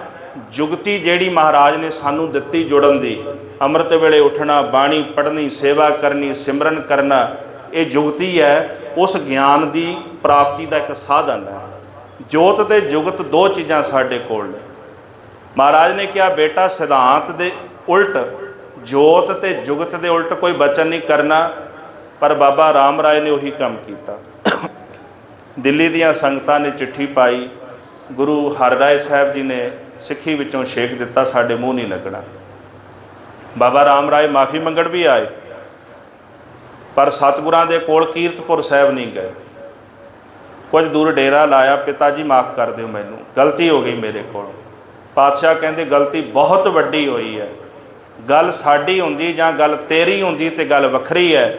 ਇਹ ਗੱਲ ਗੁਰੂ ਨਾਨਕ ਸਾਹਿਬ ਦੇ ਸਿਧਾਂਤ ਦੀ ਹੈ, ਇਹ ਨਹੀਂ ਬਖਸ਼ੀ ਜਾ ਸਕਦੀ। ਇੱਥੋਂ ਸਾਨੂੰ ਸਿੱਖਾਂ ਨੂੰ ਸਿੱਖਿਆ ਲੈਣੀ ਚਾਹੀਦੀ ਹੈ। ਜਿਹੜੇ ਬਾਣੀ ਨੂੰ ਤਰੋੜਦੇ ਮਰੋੜਦੇ ਨੇ ਨਾ, ਬਾਣੀ ਦੇ ਸਿਧਾਂਤ ਦੇ ਖਿਲਾਫ ਉਲਟ ਪ੍ਰਚਾਰ ਕਰਦੇ, ਬਾਣੀ ਦੀ ਨਿੰਦਿਆ ਕਰਦੇ ਨੇ, ਉਹਨਾਂ ਨੂੰ ਸਮਝ ਲੈਣਾ ਚਾਹੀਦਾ ਹੈ ਕਿ ਅਸੀਂ ਵੀ ਉਸੇ ਜਗ੍ਹਾ 'ਤੇ ਖੜ੍ਹੇ ਹਾਂ ਜਿੱਥੇ ਬਾਬਾ ਰਾਮ ਰਾਏ ਜੀ। ਬਾਬਾ ਰਾਮ ਰਾਏ ਜੀ ਨੇ ਤਾਂ ਮਾफ़ੀ ਮੰਗ ਲਈ 10ਵੇਂ ਪਾਤਸ਼ਾਹ ਕੋਲੋਂ, ਹੱਥ ਜੋੜ ਕੇ ਖਿਮਾ ਦੀ ਜਾਚਨਾ ਕਰ ਲਈ, ਮਹਾਰਾਜ ਗਲਤੀ ਹੋ ਗਈ, ਬਖਸ਼ ਦਿਓ ਹੁਣ। ਪਰ ਸਾਧ ਸੰਗਤ ਜੀ, ਅਸੀਂ ਗੁਰੂ ਸਾਹਿਬ ਦੀ ਹਜ਼ੂਰੀ ਵਿੱਚ ਬਹਿ ਕੇ ਗੁਰੂ ਦੇ ਸਿਧਾਂਤ ਦੇ ਉਲਟ ਬੋਲ ਕੇ ਵੀ ਤਾਂ ਕਿੱਥੇ ਆਪਣੇ ਗੁਨਾਹ ਬਖਸ਼ਾਵਾਂਗੇ ਜਾ ਕੇ। ਕੱਲੀ ਗੱਲ ਬਾਬੇ ਰਾਮ ਰਾਏ ਦੀ ਨਹੀਂ, ਉਹਨਾਂ ਗਲਤੀ ਕੀਤੀ, ਭੁੱਲ ਬਖਸ਼ਾ ਲਈ। ਸਾਡੇ ਜੀਵਨ ਵਿੱਚ ਪਤਾ ਨਹੀਂ ਕਿੰਨੇ ਕੁ ਰਾਮ ਰਾਏ ਬੈਠੇ ਹੋਏ ਨੇ, ਜਦੋਂ ਅਸੀਂ ਗੁਰੂ ਸਾਹਿਬ ਦੇ ਸਿਧਾਂਤ ਨੂੰ ਬਿਲਕੁਲ ਉਲਟ ਪਾਸੇ ਲੈ ਜਾਂਦੇ ਹਾਂ। ਉੱਥੋਂ ਮਹਾਰਾਜ ਨੇ ਇੱਕ ਬਚਨ ਆਖਿਆ ਜੀ, ਇਤਿਹਾਸ ਵਿੱਚ ਬੜਾ ਮਹਾਰਾਜ ਦਾ ਇਹ ਇਤਿਹਾਸਕ ਬਚਨ ਹੈ ਕਿ ਅਸੀਂ ਆਪਣੇ ਪੁੱਤਰ ਨੂੰ ਗੱਦੀ ਵਿੱਚੋਂ ਵੀ ਖਾਰਜ ਕੀਤਾ, ਤਾਂ ਕਿ ਕੱਲ੍ਹ ਨੂੰ ਇਹ ਰੌਲਾ ਨਾ ਪਾਵੇ ਵੀ ਗੱਦੀ ਮੈਨੂੰ ਨਹੀਂ ਮਿਲੀ। ਸਤਿਗੁਰੂ ਜੀ ਜਦੋਂ ਸੱਚਖੰਡ ਜਾਣ ਲੱਗੇ, ਗੁਰੂ ਹਰਿਰਾਏ ਸਾਹਿਬ ਜੀ ਨੇ ਆਪਣੇ ਪਾਵਨ ਪਵਿੱਤਰ ਤਖਤ ਦੇ ਉੱਪਰ ਗੁਰੂ ਹਰਿਕ੍ਰਿਸ਼ਨ ਸਾਹਿਬ ਜੀ ਮਹਾਰਾਜ ਨੂੰ ਬਿਰਾਜਮਾਨ ਕਰਾ ਕੇ ਆਪਣੀ ਪਾਵਨ ਪਵਿੱਤਰ ਗੱਦੀ ਸਤਿਗੁਰਾਂ ਨੇ ਉਹਨਾਂ ਨੂੰ ਅਰਪਣ ਕਰ ਦਿੱਤੀ, ਭੇਟ ਕਰ ਦਿੱਤੀ ਕਿ ਅੱਜ ਤੋਂ ਬਾਅਦ ਗੁਰੂ ਨਾਨਕ ਸਾਹਿਬ ਦੀ 8ਵੀਂ ਜੋਤ ਨੇ। ਉਮਰ ਕਿੰਨੀ ਸੀ? 7 ਸਾਲ ਦੀ। 7 ਸਾਲ ਦੀ ਅਵਸਥਾ ਦੇ ਵਿੱਚ ਮਹਾਰਾਜ ਗੁਰਤਾ ਗੱਦੀ ਉੱਪਰ ਬਿਰਾਜਮਾਨ ਹੋਏ, ਗੁਰੂ ਹਰਿਕ੍ਰਿਸ਼ਨ ਸਾਹਿਬ ਜੀ ਮਹਾਰਾਜ ਜੀ। ਇੰਨੀ ਛੋਟੀ ਅਵਸਥਾ, ਮਸ਼ਕੀਨ ਜੀ ਇੱਕ ਬਚਨ ਕਹਿੰਦੇ ਨੇ, ਉਹ ਕਹਿੰਦੇ ਮਨੁੱਖ ਗਿਆਨ ਕਰਕੇ ਨਹੀਂ ਪਰਖਿਆ, ਮਨੁੱਖ ਉਮਰ ਕਰਕੇ ਨਹੀਂ ਪਰਖਿਆ ਜਾਂਦਾ, ਗਿਆਨ ਕਰਕੇ ਪਰਖਿਆ ਜਾਂਦਾ ਵੀ ਇਹਦਾ ਗਿਆਨ ਕਿੰਨਾ ਕੁ ਮਹਾਨ। ਉਹਦੀ ਰੂਹਾਨੀਅਤ ਦੀ ਸਿਫਤ ਨੂੰ ਪਰਖਿਆ ਜਾਂਦਾ ਹੈ, ਇਹ ਕਿੰਨਾ ਕੁ ਮਹਾਨ ਹੈ। ਉਹਦੀ ਆਤਮਾ ਰੱਜੀ ਹੋਈ ਵੇਖੀ ਜਾਂਦੀ, ਇਹਦੀ ਆਤਮਾ ਕਿੰਨੀ ਕੁ ਰੱਜੀ ਹੋਈ ਹੈ। ਕਿਸੇ ਦੇ ਸਰੀਰ ਨੂੰ, ਕਿਸੇ ਦੇ ਛੋਟੇਪਣ ਨੂੰ, ਅਵਸਥਾ ਨੂੰ ਨਹੀਂ ਪਰਖਿਆ ਜਾਂਦਾ। ਭਾਈ ਸੰਤੋਖ ਸਿੰਘ ਜੀ ਕਹਿੰਦੇ ਨੇ, ਬਾਲਕ ਅਵਸਥਾ ਆਨੰਦ ਘਨ, ਦੋ ਸ਼ਬਦ ਵਰਤੇ ਜੀ। ਪਹਿਲਾ ਆਨੰਦ ਘਨ, ਦੂਜਾ ਗਿਆਨ ਘਨ। ਅਵਸਥਾ ਕੀ ਹੈ? ਬਾਲਕਾਂ ਵਾਲੀ। ਸਰੀਰ ਦੀ ਅਵਸਥਾ 7 ਸਾਲ ਦੀ ਹੈ। ਪਰ ਕਹਿੰਦੇ ਮਹਾਰਾਜ ਧੰਨ ਗੁਰੂ ਹਰਿਕ੍ਰਿਸ਼ਨ ਸਾਹਿਬ ਜੀ ਗਿਆਨ ਦਾ ਘਨ ਬੱਦਲ ਨੇ, ਗਿਆਨ ਦਾ ਮੀਂਹ ਨੇ। ਇਹਦੇ ਹੁਣ ਕਈ ਭਾਵ ਨੇ। ਜਦੋਂ ਮੀਂਹ ਪੈਂਦਾ ਸਾਰਿਆਂ ਤੇ ਇੱਕਸਾਰ ਪੈਂਦਾ ਹੈ, ਕਿਸੇ ਨਾਲ ਫਰਕ ਨਹੀਂ ਕਰਦਾ। ਭਾਈ ਸੰਤੋਖ ਸਿੰਘ ਕਹਿੰਦੇ ਜਦੋਂ ਮਹਾਰਾਜ ਜੀ ਦੀ ਰਸਨਾ ਵਿੱਚੋਂ ਬਾਣੀ ਨਿਕਲਦੀ ਹੈ, ਆਪਣੇ ਗਿਆਨ ਦੀ ਵਰਖਾ ਮਹਾਰਾਜ ਜੀ ਕਰਦੇ ਨੇ ਤੇ ਸਾਰਿਆਂ ਉੱਪਰ ਇੱਕੋ ਸਾਰ ਕਰਦੇ ਨੇ, ਕਿਸੇ ਨਾਲ ਕੋਈ ਫਰਕ ਨਹੀਂ ਰੱਖਦੇ। ਗੁਰੂ ਹਰਿਕ੍ਰਿਸ਼ਨ ਸਾਹਿਬ ਜੀ ਮਹਾਰਾਜ ਜੀ ਇੱਕੋ ਜਿਹਾ ਉਪਦੇਸ਼ ਸਾਰਿਆਂ ਨੂੰ। ਫਿਰ ਕਹਿੰਦੇ ਜੈਸੇ ਘਨ ਬੱਦਲ ਪਾਣੀ ਨਾਲ ਭਰਿਆ ਹੁੰਦਾ ਹੈ, ਉਦੋਂ ਹੀ ਘਨ ਬੱਦਲ ਬਣੇਗਾ ਜਦੋਂ ਪਾਣੀ ਨਾਲ ਪੂਰਿਆ ਹੋਵੇਗਾ। ਅਵਸਥਾ ਭਾਵੇਂ ਬਾਲਕਾਂ ਵਾਲੀ ਹੈ, ਪਰ ਗਿਆਨ ਕਰਕੇ ਪੂਰਨ ਨੇ, ਕਿਉਂਕਿ ਗੁਰੂ ਨਾਨਕ ਸਾਹਿਬ ਦੀ ਜੋਤ ਉਹਨਾਂ ਦੇ ਸਰੀਰ ਵਿੱਚ ਆ ਕੇ ਬਿਰਾਜਮਾਨ ਹੋਈ ਹੈ। ਗਿਆਨ ਕਰਕੇ ਉਹੀ ਨੇ ਜੋ ਗਿਆਨ ਕਰਕੇ ਗੁਰੂ ਨਾਨਕ ਸਾਹਿਬ ਨੇ, ਜੋ ਗਿਆਨ ਕਰਕੇ ਗੁਰੂ ਹਰਿਰਾਏ ਸਾਹਿਬ, ਗੁਰੂ ਹਰਗੋਬਿੰਦ ਸਾਹਿਬ ਨੇ। ਸਰੀਰ ਕਰਕੇ ਛੋਟੇ ਹੋਵਣਗੇ, ਪਰ ਗਿਆਨ ਕਰਕੇ ਗੁਰੂ ਨਾਨਕ ਦੀ 8ਵੀਂ ਜੋਤ ਹੈ। ਫਿਰ ਕਹਿੰਦੇ ਨੇ ਬਿਘਨ ਵਿਨਾਸ਼ ਵਿਸਾਲ, ਸਾਰੇ ਬਿਘਨਾਂ ਨੂੰ ਨਾਸ਼ ਕਰ ਦਿੰਦੇ ਨੇ। ਚੰਡੀ ਦੀ ਵਾਰ ਦੇ ਅੰਦਰ ਧੰਨ ਗੁਰੂ ਗੋਬਿੰਦ ਸਿੰਘ ਜੀ ਮਹਾਰਾਜ ਕਹਿੰਦੇ ਸ੍ਰੀ ਹਰਿਕ੍ਰਿਸ਼ਨ ਤੇ ਆਈ ਹੈ, ਜਿਸ ਡੱਠੇ ਸਭ ਦੁਖ ਜਾਏ। ਜਦੋਂ ਕੋਈ ਗੁਰੂ ਹਰਿਕ੍ਰਿਸ਼ਨ ਸਾਹਿਬ ਜੀ ਨੂੰ ਧਿਆਉਂਦਾ ਸ਼ਰਧਾ ਨਾਲ, ਭਾਵਨਾ ਨਾਲ, ਪਿਆਰ ਦੇ ਨਾਲ, ਔਰ ਜਿਹੜੇ ਭਾਵਨਾ ਨਾਲ ਸਤਿਗੁਰੂ ਗੁਰੂ ਹਰਿਕ੍ਰਿਸ਼ਨ ਸਾਹਿਬ ਦੇ ਦੀਦਾਰ ਕਰਦੇ ਨੇ, ਉਹਨਾਂ ਦੇ ਸਾਰੇ ਦੁੱਖ ਨਸ਼ਟ ਹੋ ਜਾਂਦੇ ਨੇ, ਸਾਰੇ ਦੁੱਖ ਮਿਟ ਜਾਂਦੇ ਨੇ। ਚੰਡੀ ਦੀ ਵਾਰ ਦਾ ਜਦੋਂ ਜ਼ਿਕਰ ਚੱਲਦਾ ਨਾ ਜੀ, ਕਈ ਵਾਰੀ ਸਾਡੇ ਮਨ ਅੰਦਰ ਖਿਆਲ ਪੈਦਾ ਹੁੰਦਾ ਹੈ। ਮੇਰਾ ਵਿਸ਼ਾ ਤਾਂ ਨਹੀਂ, ਮੈਂ ਟੂਕ ਮਾਤਰ ਬੇਨਤੀ ਕਰਕੇ ਚੱਲਿਆ। ਮਾਤਾ ਪਿਤਾ ਦਾ ਜਿਹੜਾ ਸੰਕਲਪ ਹੈ ਜੀ, ਉਹ ਬੜਾ ਗਹਿਰਾ ਹੁੰਦਾ ਹੈ। ਹਾਲਾਂਕਿ ਪਰਮੇਸ਼ਰ ਦੀ ਆਪਾਂ ਗੱਲ ਕਰੀਏ ਤਾਂ ਗੁਰੂ ਗ੍ਰੰਥ ਸਾਹਿਬ ਜੀ ਕਹਿੰਦੇ ਨਾ ਉਹ ਪੁਰਖ ਹੈ ਨਾ ਉਹ ਇਸਤਰੀ ਹੈ, ਦੋਹੇ ਚੀਜ਼ਾਂ ਨੇ। ਪਰ ਜਦੋਂ ਗੱਲ ਰਿਸ਼ਤਾ ਜੋੜਨ ਦੀ ਆਉਂਦੀ ਤੇ ਤੂੰ ਮੇਰਾ ਪਿਤਾ, ਤੂੰ ਹੈ ਮੇਰਾ ਮਾਤਾ, ਤੂੰ ਮੇਰੀ ਮਾਂ ਵੀ ਹੈ, ਤੂੰ ਮੇਰਾ ਪਿਤਾ ਵੀ ਹੈ। ਮਾਂ ਹੋ ਕੇ ਤੂੰ ਪਾਲਦਾ, ਪਿਤਾ ਹੋ ਕੇ ਪ੍ਰੇਮ ਕਰਦਾ। ਤਾਂ ਉਹੀ ਕਨਸੈਪਟ ਜਿਹੜਾ ਹੈ ਉਹ ਗੁਰੂ ਕਲਗੀਧਰ ਜੀ ਨੇ ਲਿਆ। ਉਸੇ ਕਨਸੈਪਟ ਨੂੰ ਅੱਗੇ ਵਧਾਉਂਦਿਆਂ ਮਹਾਰਾਜ ਨੇ ਅਕਾਲ ਪੁਰਖ ਨੂੰ ਮਾਂ ਵੀ ਆਖਿਆ, ਅਕਾਲ ਪੁਰਖ ਨੂੰ ਪਿਤਾ ਵੀ ਆਖਿਆ। ਬਸ ਸਾਡੇ ਸਮਝ ਦੇ ਵਿੱਚ ਆ ਕੇ ਫਰਕ ਪੈ ਗਿਆ, ਕਿਉਂਕਿ ਇਹ ਪੱਖ ਇੰਨੇ ਗਹਿਰੇ ਹੁੰਦੇ ਨੇ ਜਿਹੜੇ ਸਾਧਨਾ ਤੋਂ ਬਿਨਾਂ ਨਹੀਂ ਸਾਧੇ ਜਾ ਸਕਦੇ। ਸਾਧਨਾ ਬੜੀ ਸਿੱਖ ਵਾਸਤੇ ਜ਼ਰੂਰੀ ਹੈ। ਦਾਸ ਪਿੱਛੇ ਵੀ ਆਇਆ ਸੀ, ਬੇਨਤੀ ਕਰਕੇ ਗਿਆ ਸੀ, ਨਿਤਨੇਮ, ਸੇਵਾ, ਸਿਮਰਨ, ਉਹਦੇ 'ਤੇ ਜ਼ਿਆਦਾ ਜ਼ੋਰ ਦਿਓ, ਬਾਕੀ ਫੋਕਟ ਗੱਲਾਂ ਨਾਲੋਂ। ਜਿੰਨੀ ਜ਼ਿਆਦਾ ਬਾਣੀ ਪੜ੍ਹੋਗੇ, ਅਭਿਆਸ ਕਰੋਗੇ, ਵਾਹਿਗੁਰੂ ਮੰਤਰ ਦਾ, ਬਾਣੀ ਦਾ ਅਭਿਆਸ ਕਰੋਗੇ, ਮੂਲ ਮੰਤਰ ਦਾ ਅਭਿਆਸ ਕਰ ਲਓ, ਜਿੱਥੇ ਤੁਹਾਡਾ ਚਿੱਤ ਵੱਜਦਾ ਹੈ, ਜਿੰਨੀ ਗਹਿਰੀ ਸਾਧਨਾ ਹੁੰਦੀ ਜਾਏਗੀ, ਸਾਰੀਆਂ ਗੁੰਝਲਾਂ ਖੁੱਲ੍ਹਦੀਆਂ ਜਾਣਗੀਆਂ ਅੰਦਰੋਂ। ਇਹ ਜਿਹੜਾ ਸੰਕਲਪ ਹੈ ਨਾ ਗੁਰੂ ਕਲਗੀਧਰ ਜੀ ਦਾ, ਇਹ ਮਾਤਾ ਪਿਤਾ ਦਾ ਹੀ ਸੰਕਲਪ ਹੈ ਕਿ ਅਕਾਲ ਪੁਰਖ ਸਾਡਾ ਪਿਤਾ ਹੈ ਤੇ ਉਹਦੀ ਸ਼ਕਤੀ ਜਿਹੜੀ ਆਦ ਸ਼ਕਤੀ ਸਾਰੇ ਸੰਸਾਰ ਨੂੰ ਚਲਾ ਰਹੀ, ਉਹ ਤਾਂ ਮੇਰੇ ਸਰੀਰ ਵਿੱਚ ਵੀ ਹੈ। ਉਹ ਆਤਮਾ ਜਿਹੜੀ ਆਦ ਸ਼ਕਤੀ ਮੇਰੇ ਸਰੀਰ ਵਿੱਚ ਹੈ, ਉਹਦੀ ਚੇਤਨ ਸੱਤਾ, ਉਹ ਸਾਡੀ ਮਾਂ ਹੈ, ਉਹ ਸਾਨੂੰ ਪਾਲ ਰਹੀ ਹੈ। ਉਸੇ ਦੀ ਵਿਆਖਿਆ ਮਹਾਰਾਜ ਜੀ ਕਰਦੇ ਨੇ। ਜਦੋਂ ਬਚਨ ਆਉਂਦਾ ਨਾ ਜੀ, ਕਿਰਪਾ ਕਰੀ ਹਮ ਪਰਜੰਗ ਮਾਤਾ, ਚੌਪੀ ਸਾਹਿਬ ਵਿੱਚ ਕਹਿੰਦੇ, ਉਹ ਮਾਤਾ ਦੇ ਅਰਥ ਸਾਡੇ ਵਾਲੇ ਕਿਸੇ ਹੋਰ ਪਾਸੇ ਲਈ ਜਾਂਦੇ ਨੇ। ਤਾਂ ਉਧਰ ਮਹਾਰਾਜ ਗੁਰੂ ਗ੍ਰੰਥ ਸਾਹਿਬ ਵਿੱਚ ਕਹਿੰਦੇ ਤੂੰ ਮੇਰਾ ਪਿਤਾ, ਤੂੰ ਹੈ ਮੇਰਾ ਮਾਤਾ, ਮਾਂ ਵੀ ਤਾਂ ਤੂੰ ਹੈ ਨਾ। ਉੱਥੇ ਕਹਿੰਦੇ ਮੇਰੀ ਮਾਂ ਨੇ, ਅਕਾਲ ਪੁਰਖ ਨੇ ਮੇਰੇ 'ਤੇ ਕਿਰਪਾ ਕੀਤੀ। ਇਹਦਾ ਕੀ ਮਤਲਬ ਹੋਇਆ ਵੀ ਜਿੱਥੇ ਮਾਂ ਸ਼ਬਦ ਆ ਗਿਆ ਤੁਸੀਂ ਦੇਵੀ ਨਾਲ ਜੋੜ ਦਿਓ। ਸੰਕਲਪ ਤਾਂ ਮਾਂ ਪਿਓ ਦਾ ਹੈ ਨਾ, ਜਨਮ ਮਾਂ ਤੇ ਪਿਓ ਦਿੰਦੇ ਨੇ ਸਰੀਰ ਨੂੰ, ਤੇ ਗੁਰੂ ਸਾਹਿਬ ਨੇ ਅਕਾਲ ਪੁਰਖ ਨਾਲ ਵੀ ਦੋਨੇ ਰਿਸ਼ਤੇ ਜੋੜੇ ਨੇ। ਹਾਰੇ ਬਚਨ ਕਹਿ ਦਿੱਤਾ, ਮੈਂ ਨਾ ਗਨੇਸ਼ਾ ਪ੍ਰਥਮ ਮਨਾਉਂ, ਕਿਸਨ ਬਿਸਨ ਕਬਹੂ ਨਹਿ ਧਿਆਉਂ, ਕਾਨ ਸੁਨੇ ਪਹਿਚਾਨ ਨਾ 300, ਲਿਵ ਲਾਗੀ ਮੋਰੀ ਪਗ 100। ਜੇ ਜੇ ਤੁਮਰੇ ਧਿਆਨ ਕੋ ਨਿਤ ਉਠ ਧਿਆਏ ਹੈ ਸੰਤ, ਅੰਤ ਲਹਿੰਗੇ ਮੁਕਤ ਫਲ ਪਾਵਹਿੰਗੇ ਭਗਵੰਤ। ਇਹ ਵੀ ਉਸੇ ਬਾਣੀ ਦੇ ਬਚਨ ਨੇ। ਤੋ ਸਮਝਣ ਦਾ ਯਤਨ ਕਰਨਾ ਹੈ, ਸਾਧਨਾ ਕਰਨੀ ਹੈ। ਸਵਾਲ ਹੋਵੇ ਤੇ ਜ਼ਰੂਰ ਪੁੱਛ ਸਕਦੇ ਹੋ। ਗੁਰੂ ਕਲਗੀਧਰ ਜੀ ਕਹਿੰਦੇ ਗੁਰੂ ਹਰਿਕ੍ਰਿਸ਼ਨ ਸਾਹਿਬ ਜੀ ਮਹਾਰਾਜ ਨੂੰ ਜਿਹੜਾ ਯਾਦ ਕਰਦਾ ਹੈ ਨਾ, ਧਿਆਉਂਦਾ ਹੈ, ਉਹਦੇ ਸਾਰੇ ਦੁੱਖ ਮਿਟ ਜਾਂਦੇ ਨੇ। ਧੰਨ ਸ਼੍ਰੀ ਗੁਰੂ ਹਰਿਕ੍ਰਿਸ਼ਨ ਸਾਹਿਬ ਜੀ ਮਹਾਰਾਜ ਦੀਵਾਨ ਸਜਾ ਕੇ ਬਰਾਜੇ ਨੇ। ਇੱਕ ਸੇਠ ਆਇਆ, ਪ੍ਰਿੰਸੀਪਲ ਸਤਬੀਰ ਸਿੰਘ ਹੋਰੀ ਲਿਖਦੇ ਨੇ, ਸਤਿਗੁਰਾਂ ਨੇ ਸਿੱਖਾਂ ਨੂੰ ਆਖਿਆ ਵੀ ਇਹਨੂੰ ਦਰਬਾਰ ਵਿੱਚ ਉਠਾ ਦਿਓ। ਸਿੱਖਾਂ ਨੇ ਉਠਾ ਦਿੱਤਾ। ਉਹ ਆ ਕੇ ਮਹਾਰਾਜ ਦੇ ਚਰਨੀ ਡਿੱਗ ਪਿਆ, ਗਰੀਬ ਨਵਾਜ ਕੀ ਗਲਤੀ ਹੋ ਗਈ ਮੇਰੇ ਕੋਲੋਂ। ਪਾਤਸ਼ਾਹ ਕਹਿੰਦੇ ਜਿਹੜੀ ਗਲਤੀ ਤੂੰ ਕੀਤੀ ਹੈ ਇਹ ਪ੍ਰਵਾਨ ਨਹੀਂ ਸਤਿਗੁਰਾਂ ਦੇ ਘਰ ਵਿੱਚ। ਸਤਿਗੁਰੂ ਕਹਿੰਦੇ ਤੈਨੂੰ ਪਤਾ ਤੂੰ ਕੀ ਕੀਤਾ? ਲੜਕੀ ਘਰ ਵਿੱਚ ਜੰਮੀ ਸੀ, ਜੰਮਦੀ ਮਾਰ ਦਿੱਤੀ ਉਹਨੇ। ਮਹਾਰਾਜ ਕਹਿੰਦੇ ਜਿਹੜਾ ਲੜਕੀ ਨੂੰ ਮਾਰਨ ਵਾਲਾ ਹੈ ਨਾ, ਉਹ ਪ੍ਰਵਾਨ ਨਹੀਂ ਇਸ ਘਰ ਦੇ ਵਿੱਚ। ਹਜ਼ੂਰ ਜੀ ਕਹਿੰਦੇ ਇਸ ਕਰਕੇ ਤੇਰੇ ਵਾਸਤੇ ਕੋਈ ਥਾਂ ਨਹੀਂ। ਉਹ ਚਰਨੀ ਟਹਿ ਪਿਆ, ਕਹਿੰਦਾ ਪਾਤਸ਼ਾਹ ਮੈਨੂੰ ਨਹੀਂ ਸੀ ਪਤਾ ਐਡਾ ਵੱਡਾ ਇਹ ਗੁਨਾਹ ਹੈ।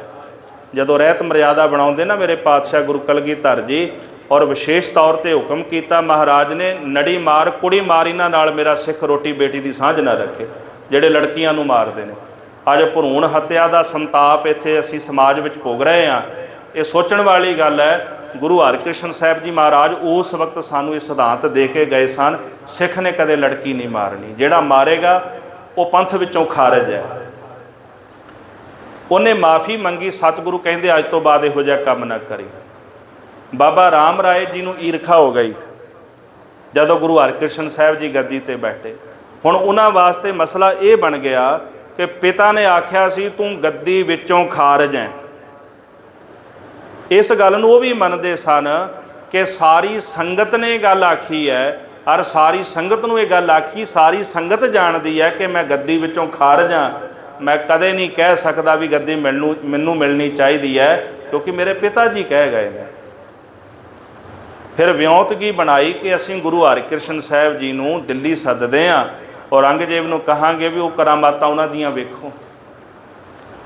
औरंगजेब ने पहले दिन गल टाल दी बाबे राम राय की, आखण लगा भी मैनू लोड़ नहीं, जो वेखना है वो मैं तुहाडे वल्लों सारा कुछ वेख लिया, मैनू जरूरत नहीं।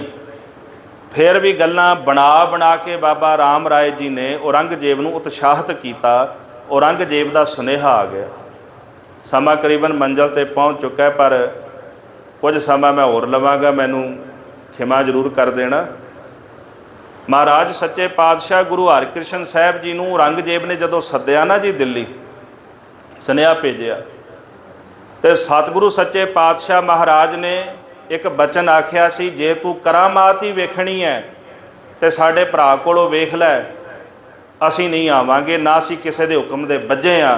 असीं गुरु नानक साहब की सिੱਖੀ का झंडा गड्ढिया, ये ना मिल वरतन वाला है उन्हां नाल जिहड़े जुल्म करते हैं तो पाप करते हैं, और असीं इस सिੱਖੀ के झंडे नूं अगे लैके जावांगे। गुरु हरकृष्ण साहब का ऐसा जवाब सुन के हिंदुस्तान का बादशाह दंग रह गया। 7 साल की उम्र है जी, कित्थे वो 40-50 साल का बुढ़ा तखत उपर बैठा, जिहदा हुक्म हिंदुस्तान के 22 सूबे मनते हैं। 7 साल की अवस्था में जवाब गुरु हरकृष्ण साहब ने औरंगजेब नूं दिता, वो दंग रह गया। उन्हें फिर राजे जय सिंह नूं मूहरे कीता भी तुसीं महाराज नूं लैके आओ। राजा जय सिंह ने अपना वजीर भेजिया सतगुरां दे चरणां विच, अरदास बेनती की, महाराज जी राजा जय सिंह तुहाडे दीदार करना चाहुंदा है। सतगुरु जदों कीरतपुर साहब तो चलण लगे ना, एक बचन कह के तुरे, राजे जय सिंह नूं सुनेहा ला दे। वजीर नूं कहण लगे, साडे पिता गुरु हरराय साहब जी कह के गए ने, ना तुरकां दे दर्शन करने ने ते ना उन्हां नूं दर्शन देने ने, असीं ना बचना ते पक्के हाँ, कल नूं साडे कोल सिफारिश लैके ना आवे। ये बचन कीरतपुर साहब तो चलण वेले महाराज ने राजे जय सिंह दे वजीर नूं कह दिते सन, ते पातशाह ने दिल्ली नूं चाला मारिया। जदों तुरदे ने ते संगत आ जाती है, कुछ दूर जाते ने फिर होर संगत दर्शनां लई आ जाती है। अंबाले जांदियां तक महाराज नूं कई दिन बतीत हो गए। जदों फिर पंजोखरे नगर विच महाराज जी पहुँचे ने, इस जगह के उपर पातशाह ने डेरा लाया। इत्थे 2 इतिहासक घटनावां वापरियां। जदों पातशाह तुरन लगे तो संगत दर्शन करन वास्ते आ गई, पिछों सुनेहा आ जांदा सी, महाराज जी संगत आ रही है, कुछ समा रुक जाओ। गुरु हरकृष्ण साहब जी महाराज ने इत्थे रेत विच खेडदिआं रेत नूं इकट्ठा कीता ते उत्थे निशान गढ़ दिता छोटा जिहा कि इस अस्थान तो अगे कोई भी सिख नहीं जाएगा। इस अस्थान के दर्शन मेरे ही दर्शन ने, जिन्हें मेरे दीदार करने ने इत्थे दर्शन कर लवे, साडे नाल दिल्ली वल ना जावे। दूसरा, जदों पातशाह ने इत्थे डेरा लाया, लाल चंद नाम का उत्थे एक विद्वान पंडित रहिंदा सी। उन्हें वेख्या भी बड़ा भारी सिखां दा इकट्ठ, ते पुछण लगा भी ये कौन है। सिखां ने आख्या गुरु हरकृष्ण साहब जी। सुन के मन के अंदर ख्याल पैदा होया कि एक द्वापर के युग में श्री कृष्ण होए ने, इन्हां ने अपना नाम तो उन्हां नालों भी वड्डा रखा लिया। मैं तां मन्नांगा जे गीता के अर्थ कर देणगे। सिखां ने जाके सुनेहा दिता, धन गुरु हरकृष्ण साहब सच्चे पातशाह महाराज ने। गुरुदेव कहते जाओ पंडित जी नूं सद लियाओ, जे उन्होंने गीता के अर्थ सुनने ने तो असीं अर्थ सुनावांगे। जदों पातशाह के चरणों के विच आया, गुरु हरकृष्ण साहब जी कहन लगे, इस तरह करो, नगर विच जाओ, किसी नूं भी बुला लियाओ जिहड़ा तुहानूं चंगा लगदा। जे असीं अर्थ कर दिते, कल नूं तुसीं कहोगे भी शायद इन्हां ने किते पढ़ ली होवेगी। तुसीं नगर विच जाके जिस नूं मर्जी लै आओ, वो गीता के अर्थ करके तुहानूं सुनाएगा। ये नगर विच गया, उत्थे छज्जू रहिंदा सीगा, लोकां दा पानी ढोना, जबान तो गूंगा सी, उहदी बांह फड़ी ते ले आया। उन्हें सोचा भी ये की बोलेगा। धन गुरु हरकृष्ण साहब जी महाराज ने सिखां नूं आग्या दी, जिथे अज पावन सरोवर सुशोभित है जी, इनू इशनान कराओ। पहला इत्थे जदों इशनान कराया तो छड़ी हथ दे विच सी, महाराज हथ विच छड़ी रखते सन, वो छड़ी उहदे सिर ते रख दित्ती। पातशाह कहन लगे छज्जू जी आ लाल चंद पंडित बैठे ने, इन्हां नूं दसो भी गीता का सार की है, उहदा निचोड़ की है। वो बोलिया, उन्हें आख्या गीता का निचोड़ है कि आत्मा अमर है, शरीर मिटण वाले ने, वो सबना दे विच व्यापक है। तो जेड़ा जेड़ा सवाल कहते लाल चंद पंडित ने किया, औखे तो औखे श्लोक कढ़े उन्हें, तो कहते जेड़ा छज्जू सी उन्हें हर एक श्लोक का अर्थ करके सुनाया। तो लाल चंद दंग रह गया। तो उत्थे गुरु कलगीधर जी अपनी बाणी विच एक बचन उच्चारण करते हैं, मूक उचरै शास्त्र खट, पिंग गिरन चढ़ जाए, अंध लखै बदरो सुनै, जो काल कृपा कराए। जे अकाल पुरख कृपा कर दे तो जेड़ा कहते मूँह तो गूंगा होवे ना, महाराज जी कहते 6 शास्त्रां दा वो वक्ता बन जाता। मूक उचरै शास्त्र खट, खट 6 नूं कहंदे ने। पिंग जेड़ा पिंगला होवे, गिरन चढ़ जाए वो पहाड़ां ते चढ़ जाता। अंध लखै जेड़ा अन्ना होवे, महाराज जी कहते उन्होंने त्रिलोकी का ज्ञान हो आउंदा है। कदों जो काल कृपा कराए, जदों रब की मेहर दया हो जाती है। आप रोज़ सुखमणी साहब के बचन पढ़ते हैं जी, सुन अंधा कैसे मार्ग पावै, कर गह लिहो ओढ़ निभावै, कहाँ बुझारत बूझै डोरा, निष्कईयै तो समझै पूरा, कहाँ बिसन पद गावै गुंग, जतन करै तो भी सुर भंग, कह पिंगल पर्वत पर भवन, नहीं होत उहाँ उस गवन, करतार करना मैं दीन बेनती करै, नानक तुमरी किरपा तरੈ। सतगुरु जी कहते ने कि जेड़ा अन्ना होवे ना, उन्होंने कह दिओ भी आ रस्ता जांदा है, वो सुन के कदे राह नहीं पैंदा, उन्होंने पता ही नहीं लगता क्योंकि दिखाई नहीं ना दे रहा। पर जे कोई बाँह फड़ लवे तो फिर उन्होंने मंजिल ते पहुँचा देंदा है। जेड़ा कन्ना तो डोरा है, जिन्हों सुनाई नहीं दिंदा, बोला जिन्हों कहने आ, उन्होंने कोई बुझारत पा दे की समझेगा। निस कही है, निस रात नूं कहंदे ने, जे उन्होंने कहो जी रात है तो समझे भोरा, भोरा सवेर नूं कहंदे सवेर समझ लैंदा। गल कुछ कही जाती वो समझदा कुछ है। महाराज जी कहते पिंगला जेड़ा कदे पर्वत ते नहीं चढ़ सकता, कदे नहीं जा सकता। तो जेड़ा मनुख जबान नाल बोल ना सके वो गीता के अर्थ किवें कर सकता है। पर साहब जी कहते करतार करना मैं दीन बेनती करै, हे करतार जी मैं आप जी के चरणों में बेनती करदा, नानक तुमरी किरपा तरੈ। जे तुहाडी किरपा हो जाए तो पिंगले पर्वतां ते चढ़ जाते ने, गूंगे बोलन लग पैंदे, बोलियां नूं सुन लग पैंदा, अंधियां नूं दिसन लग पैंदा। जे तुहाडी रहमत किरपा हो जाए। सुनै गुंग जो जाहे सो रस ना पावई, सुनै मूड़ तित लाए चो तरता आवई, दुख दर्द भाओ निकट ना तिन हर केर है, हो जो जाकी एक बार चौपे को कह। थोड़े दिन पहलां दी घटना पंजोखड़ा साहब दी, एक छोटी बच्ची सी 6 साल की उम्र सी उहदी, थोड़े दिन पहलां ही होए ने जी।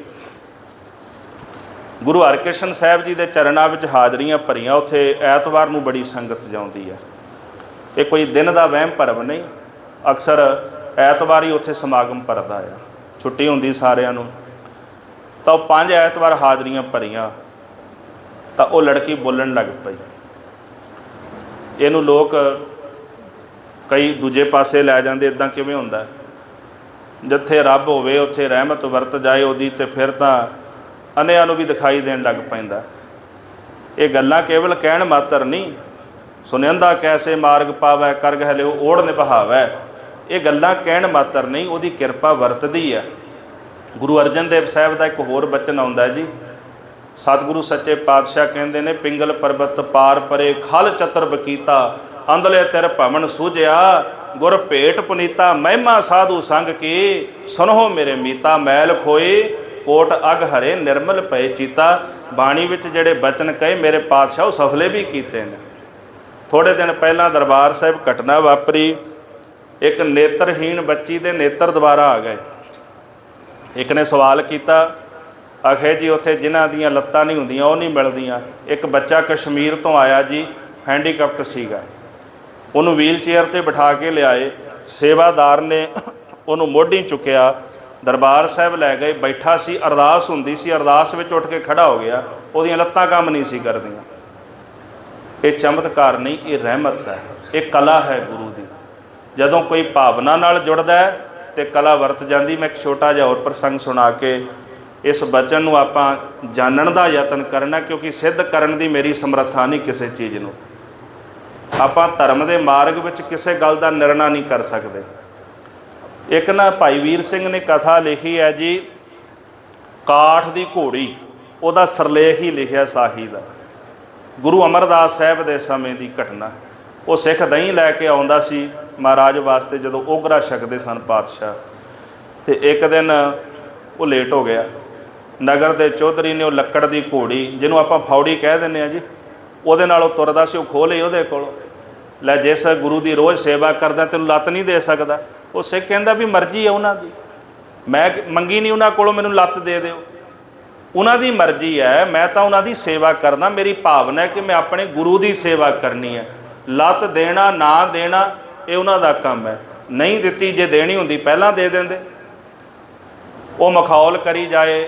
ਸਿੱਖ ਨੇ ਬੜੀਆਂ ਮਿੰਨਤਾਂ ਕਰਕੇ ਉਹਦੇ ਕੋਲੋਂ ਆਪਣੀ ਫੌੜੀ ਲਈ, ਲੈ ਕੇ ਵਾਪਸ ਆਇਆ। ਤੇ ਪਾਤਸ਼ਾਹ ਲੰਗਰ ਛਕਣ ਅਜੇ ਬੈਠੇ ਸਨ। ਗੁਰੂ ਸਾਹਿਬ ਕਹਿੰਦੇ ਦੇਰੀ ਨਾਲ ਕਿਉਂ ਆਇਆ ਭਾਈ? ਉਹਨੇ ਫਿਰ ਸਾਰੀ ਘਟਨਾ ਸੁਣਾਈ। ਸਤਿਗੁਰੂ ਕਹਿੰਦੇ ਇੱਦਾਂ ਕਰ, ਨਾਲ ਹੀ ਇੱਕ ਨਗਰ ਪੈਂਦਾ ਗੋਇੰਦਵਾਲ ਸਾਹਿਬ ਦੇ, ਉੱਥੇ ਚਲਾ ਜਾ। ਉੱਥੇ ਨਾ ਇੱਕ ਸਾਡਾ ਸਿੱਖ ਰਹਿੰਦਾ ਸ਼ਾਹ ਹੁਸੈਨ, ਉਹਨੂੰ ਜਾ ਕੇ ਕਹਿ ਵੀ ਮੈਨੂੰ ਗੁਰੂ ਸਾਹਿਬ ਨੇ ਭੇਜਿਆ ਤੇ ਮੈਨੂੰ ਲੱਤ ਦੇ ਦਿਓ, ਮੇਰੀ ਲੱਤ ਜਿਹੜੀ ਸਲਾਮਤ ਕਰ ਦਿਓ। ਉਹ ਜਦੋਂ ਸਿੱਖ ਗਿਆ ਨਾ ਜੀ, ਉੱਥੇ ਜਾ ਕੇ ਸ਼ਾਹ ਹੁਸੈਨ ਨੂੰ ਆਖਿਆ ਵੀ ਮੈਨੂੰ ਗੁਰੂ ਅਮਰਦਾਸ ਸਾਹਿਬ ਨੇ ਭੇਜਿਆ। ਉਹ ਕਹਿੰਦੇ ਨੇ ਵੀ ਉਹ ਤੇਰੀ ਲੱਤ ਸਲਾਮਤ ਕਰ ਦੇਵੇਗਾ। ਇੰਨੀ ਗੱਲ ਸੁਣਦਿਆਂ ਡਾਂਗ ਝੁੱਕ ਲਈ ਸ਼ਾਹ ਹੁਸੈਨ ਨੇ, ਖੜ ਜਾ ਤੈਨੂੰ ਲੱਤ ਦੇਣਾ। ਦੇਣ ਵਾਲਾ ਤਾਂ ਉਹ ਦਾਤਾ ਹੈ, ਤੂੰ ਮੇਰੇ ਕੋਲ ਕੀ ਕਰਨ ਆਇਆ ਇੱਥੇ? ਉਹਦੇ ਕੋਲ ਜਾ ਕੇ ਮੰਗਣਾ। ਉਹ ਡਰਦਾ ਮਾਰਾ ਸਿੱਖ ਦੌੜ ਪਿਆ ਉੱਠ ਕੇ। ਜਦੋਂ ਦੌੜ ਕੇ ਕੁਝ ਕੁ ਦੂਰ ਕਦਮ ਗਿਆ ਤੇ ਉਹਨੂੰ ਫਿਰ ਸੋਝੀ ਆਈ, ਮਨਾ ਤੇਰੇ ਕੋਲ ਤਾਂ ਲੱਤ ਕੋਈ ਨਹੀਂ, ਤੂੰ ਦੌੜਿਆ ਕਿਵੇਂ? ਤੂੰ ਕਿਵੇਂ ਦੌੜ ਲਿਆ? ਜਦੋਂ ਉਹਨੇ ਵੇਖਿਆ ਉਹਦੀ ਲੱਤ ਸਲਾਮਤ, ਉਹ ਵਾਪਸ ਆ ਕੇ ਨਾ ਸ਼ਾਹ ਹੁਸੈਨ ਦੇ ਚਰਨੀ ਢਹਿ ਪਿਆ ਵੀ ਮੈਨੂੰ ਮਾफ़ ਕਰ ਦਿਓ, ਮੇਰੇ ਕੋਲੋਂ ਗਲਤੀ ਹੋ ਗਈ ਹੈ। ਸ਼ਾਹ ਹੁਸੈਨ ਨੇ ਨਾ ਇੱਕ ਸ਼ਬਦ ਵਰਤਿਆ, ਕਰਦੇ ਗੁਰੂ ਅਮਰਦਾਸ ਨੇ ਬਦਨਾਮੀ ਸਾਡੀ ਕਰਾ ਦਿੰਦੇ ਨੇ। ਸ਼ਬਦ ਬਦਨਾਮੀ ਵਰਤਿਆ। ਇਹ ਨਹੀਂ ਆਖਿਆ ਵੀ ਸਾਡੀ ਸਿਫਤ ਕੀਤੀ ਹੈ, ਵੀ ਕਰਨ ਵਾਲੇ ਗੁਰੂ ਅਮਰਦਾਸ ਸਾਹਿਬ ਨੇ। ਗੁਰ ਅਮਰਦਾਸ ਕਾਰਨ ਕਰਨ ਜਿਵ ਤੂੰ ਰੱਖਿਆ ਤਿਵ ਰਹੋ। ਭੱਟ ਵੀ ਕਹਿੰਦੇ ਨੇ ਮਹਾਰਾਜ ਜੀ ਸਮੂਹ ਕਾਰਨਾਂ ਨੂੰ ਕਰਨ ਵਾਲੇ ਤੁਸੀਂ ਹੋ, ਜਿਵੇਂ ਤੁਸੀਂ ਰੱਖਦੇ ਉਵੇਂ ਅਸੀਂ ਰਹਿੰਦੇ ਹਾਂ। ਤਾਂ ਸ਼ਾਹ ਹੁਸੈਨ ਕਹਿੰਦਾ ਕਰਦੇ ਆਪ ਨੇ ਬਦਨਾਮੀ ਸਾਡੀ, ਬਿਨਾਂ ਨੇ ਕੀਤਾ।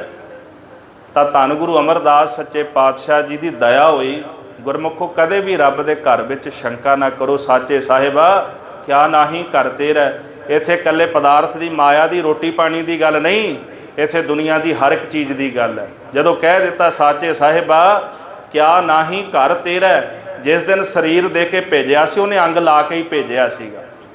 ਇਹ ਵੀ ਉਸੇ ਨੇ ਹੀ ਲਾਏ ਨੇ। ਜਿਸ ਦੇ ਅੰਗ ਲਾਣ ਤੇ ਸ਼ੰਕਾ ਹੋਣ ਕਰਦੇ ਆ ਵੀ ਜੇ ਉਹਦੇ ਘਰ ਵਿੱਚ ਜਾਵਾਂਗੇ ਦੱਸੋ ਲੱਤ ਸਲਾਮਤ ਹੋ ਜਾਏਗੀ, ਜੇ ਉਹ ਚਾਹੇਗਾ ਤੇ ਹੋ ਜਾਏਗੀ, ਕਿਉਂਕਿ ਉਹ ਸਰਬ ਕਲਾ ਸਮਰੱਥ ਹੈ ਨਾ ਜੀ। रोम रोम कोट ब्रह्मंड को निवास जास मान से उतार धार दर्श दिखाए हैं। भाई गुरदास जी कहते जिस रब के एक एक रोम में करोड़ां ब्रह्मांड वसते ने, उस रब ने गुरु नानक साहब का रूप धर के धरती ते दर्शन दिते ने। ते उस रब के घर दे विच कला भी उस तरह की वरतदी है। गुरु हरकृष्ण साहब जी महाराज ने गूंगे कोलों गीता के अर्थ करवाए। लाल चंद महाराज जी के चरनी टह पिया, पातशाह मैं भरम दे विच सी, मैनू अपनी विद्या का अभिमान सी। दास ने मुढ़ विच बेनती की है, भावना तार देंदी है मनुख की बुद्धि, मनुख की अकल मनुख नूं डोब देंदी है। क्योंकि अकल साडा बंधन है, ज्ञान साडा उन्नी देर तक बंधन है जिन्नी देर तक असी बोधक तल ते जीवदे आ। जदों असी भावना नाल जीवांगे, ज्ञान प्राप्त करना साडा फर्ज है। ज्ञान है कारण कर्म अभ्यास, ज्ञान की भी लोड़ है, कर्म करन की भी लोड़ है, सेवा की भी लोड़ है, सिमरन करन की भी जरूरत है। महाराज जी कहते विद्या पढ़नी ज्ञान नूं प्राप्त करन वास्ते, ताकि सानू सोझी प्राप्त होवे। पर वो ज्ञान तुहाडा बंधन नहीं बनना चाहिए। उस ज्ञान कोलों सोझी लैके मार्ग की प्राप्ति करो, जिस मार्ग ते चल के सानू मुक्त होना है। किते ना होवे भी वो ज्ञान तुहाडा बंधन बन के रह जाए। सतगुरां ने लाल चंद का बंधन तोड़िया तो वह भी भला कर दिता। बचन कह के गए कि परमेश्वर का भजन करना है, वह सिमरन करना है। ਇੱਥੋਂ ਗੁਰੂ ਹਰਕ੍ਰਿਸ਼ਨ ਸਾਹਿਬ ਜੀ ਮਹਾਰਾਜ ਜੀ ਦਿੱਲੀ ਗਏ, ਜਿੱਥੇ ਰਾਜਾ ਜੈ ਸਿੰਘ ਰਹਿੰਦਾ ਸੀ, ਉਹਦਾ ਬੰਗਲਾ ਸੀ ਜੀ। ਤਾਂ ਬੰਗਲੇ ਦੇ ਵਿੱਚ ਮਹਾਰਾਜ ਨੇ ਨਿਵਾਸ ਕੀਤਾ।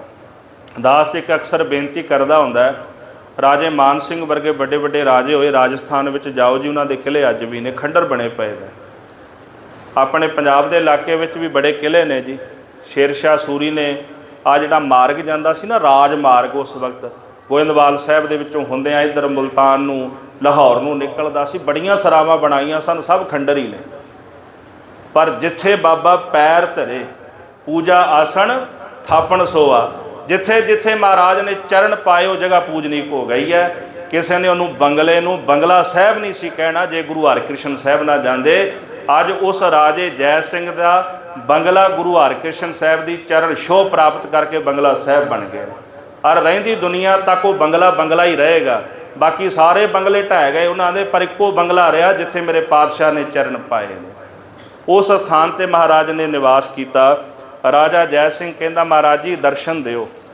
ਔਰੰਗਜ਼ੇਬ ਨੇ ਇੱਕ ਗੱਲ ਆਖੀ ਵੀ ਇੱਕ ਵਾਰ ਪਰਕੇ ਤੇ ਵੇਖ ਲਓ, ਇੱਕ ਵਾਰੀ ਪਰਕੇ ਤਾਂ ਵੇਖ ਲਓ ਵੀ ਇਹਨਾਂ ਵਿੱਚ ਕਰਾਮਾਤਾਂ ਹੈ ਕਿ ਨਹੀਂ। ਉਹਨਾਂ ਨੇ ਵੇਖਿਆ ਵੀ ਉਮਰ ਤਾਂ ਛੋਟੀ ਜੀ ਹੈ। ਇਤਿਹਾਸਕਾਰਾਂ ਨੇ ਲਿਖਿਆ ਵੀ ਜਦੋਂ ਮਹਾਰਾਜ ਜੀ ਦਿੱਲੀ ਗਏ, ਕਰੀਬਨ 8 ਸਾਲ ਦੇ ਕਰੀਬਨ ਅਜੇ ਉਮਰ ਹੋਈ ਸੀ ਮਹਾਰਾਜ ਦੀ। 7 ਸਾਲ ਦੀ ਉਮਰ ਵਿੱਚ ਗੱਦੀ ਤੇ ਬੈਠੇ। ਰਾਜੇ ਨੇ ਪਰਖ ਕਰਨ ਵਾਸਤੇ ਰਾਣੀਆਂ ਨੂੰ ਸਮਝਾਇਆ। ਜਿਹੜੀ ਤਾਂ ਸੀ ਮੁੱਖ ਰਾਣੀ, ਉਹਨੂੰ ਕਿਹਾ ਵੀ ਤੂੰ ਇੱਦਾਂ ਕਰ ਵੀ ਮੈਲੇ ਕੁਚੈਲੇ ਕੱਪੜੇ ਪਾ ਕੇ ਨਾ ਖੁੰਝੇ ਬਹਿ ਜਾ। ਬਾਕੀ ਜਿਹੜੀਆਂ ਦੂਜੀਆਂ ਰਾਣੀਆਂ ਸਨ, ਗੋਲੀਆਂ ਸਨ, ਦਾਸੀਆਂ ਸਨ, ਉਹਨਾਂ ਨੂੰ ਚੰਗੇ ਚੰਗੇ ਕੱਪੜੇ ਪਹਿਨਾ ਕੇ ਤੇ ਉਹਨਾਂ ਨੂੰ ਬਿਠਾ ਦਿੱਤਾ। ਤੇ ਜਦੋਂ ਮਹਾਰਾਜ ਸੱਚੇ ਪਾਤਸ਼ਾਹ ਗਰੀਬ ਨਵਾਜ ਜੀ ਆਏ ਇਹਦੇ ਮਹਿਲਾਂ ਵਿੱਚ, ਬਚਨ ਪਹਿਲਾਂ ਕਿਹਾ ਸੀ ਸੰਤਾਂ ਦਾ ਪਤਿਆਵਾ ਨਹੀਂ ਲਈਦਾ। ਇਹ ਬਚਨ ਕਿਹਾ ਪਾਤਸ਼ਾਹ ਨੇ। ਰਾਜਾ ਜੈ ਸਿੰਘ ਡਰਦਾ ਵੀ ਸੀ ਵੀ ਕਿਤੇ ਕੋਈ ਬਚਨ ਨਾ ਹੋ ਜਾਏ, ਭੈ ਵੀ ਖਾਂਦਾ ਸੀ, ਪਰ ਬੇਨਤੀ ਵੀ ਕਰਦਾ ਸੀ, ਪਾਤਸ਼ਾਹ ਕਿਰਪਾ ਕਰੋ ਚਰਨ ਪਾਓ ਮਹਿਲਾਂ ਵਿੱਚ। ਜਦੋਂ ਚਰਨ ਪਾਏ ਮਹਾਰਾਜ ਨੇ, ਬੰਗਲਾ ਸਾਹਿਬ ਤੋਂ ਕੁਝ ਕੁ ਦੂਰ ਰਾਜੇ ਜੈ ਸਿੰਘ ਦਾ ਟਿਕਾਣਾ ਸੀਗਾ ਜੀ, ਜਿੱਥੇ ਉਹ ਰਹਿੰਦਾ ਸੀ। ਔਰ ਇਸ ਇਲਾਕੇ ਨੂੰ ਜੈ ਸਿੰਘਪੁਰਾ ਵੀ ਕਹਿੰਦੇ ਸਨ। ਇਤਿਹਾਸ ਵਿੱਚ ਭਾਈ ਵੀਰ ਸਿੰਘ ਹੋਰਾਂ ਨੇ ਜ਼ਿਕਰ ਕੀਤਾ। ਇਹ ਬੜੀ ਵੱਡੀ ਬਸਤੀ ਸੀ ਜਿਹਦੇ ਵਿੱਚ ਰਾਜੇ ਜੈ ਸਿੰਘ ਦੇ ਨਾਲ ਦੇ ਲੋਕ ਰਹਿੰਦੇ ਹੁੰਦੇ ਸਨ।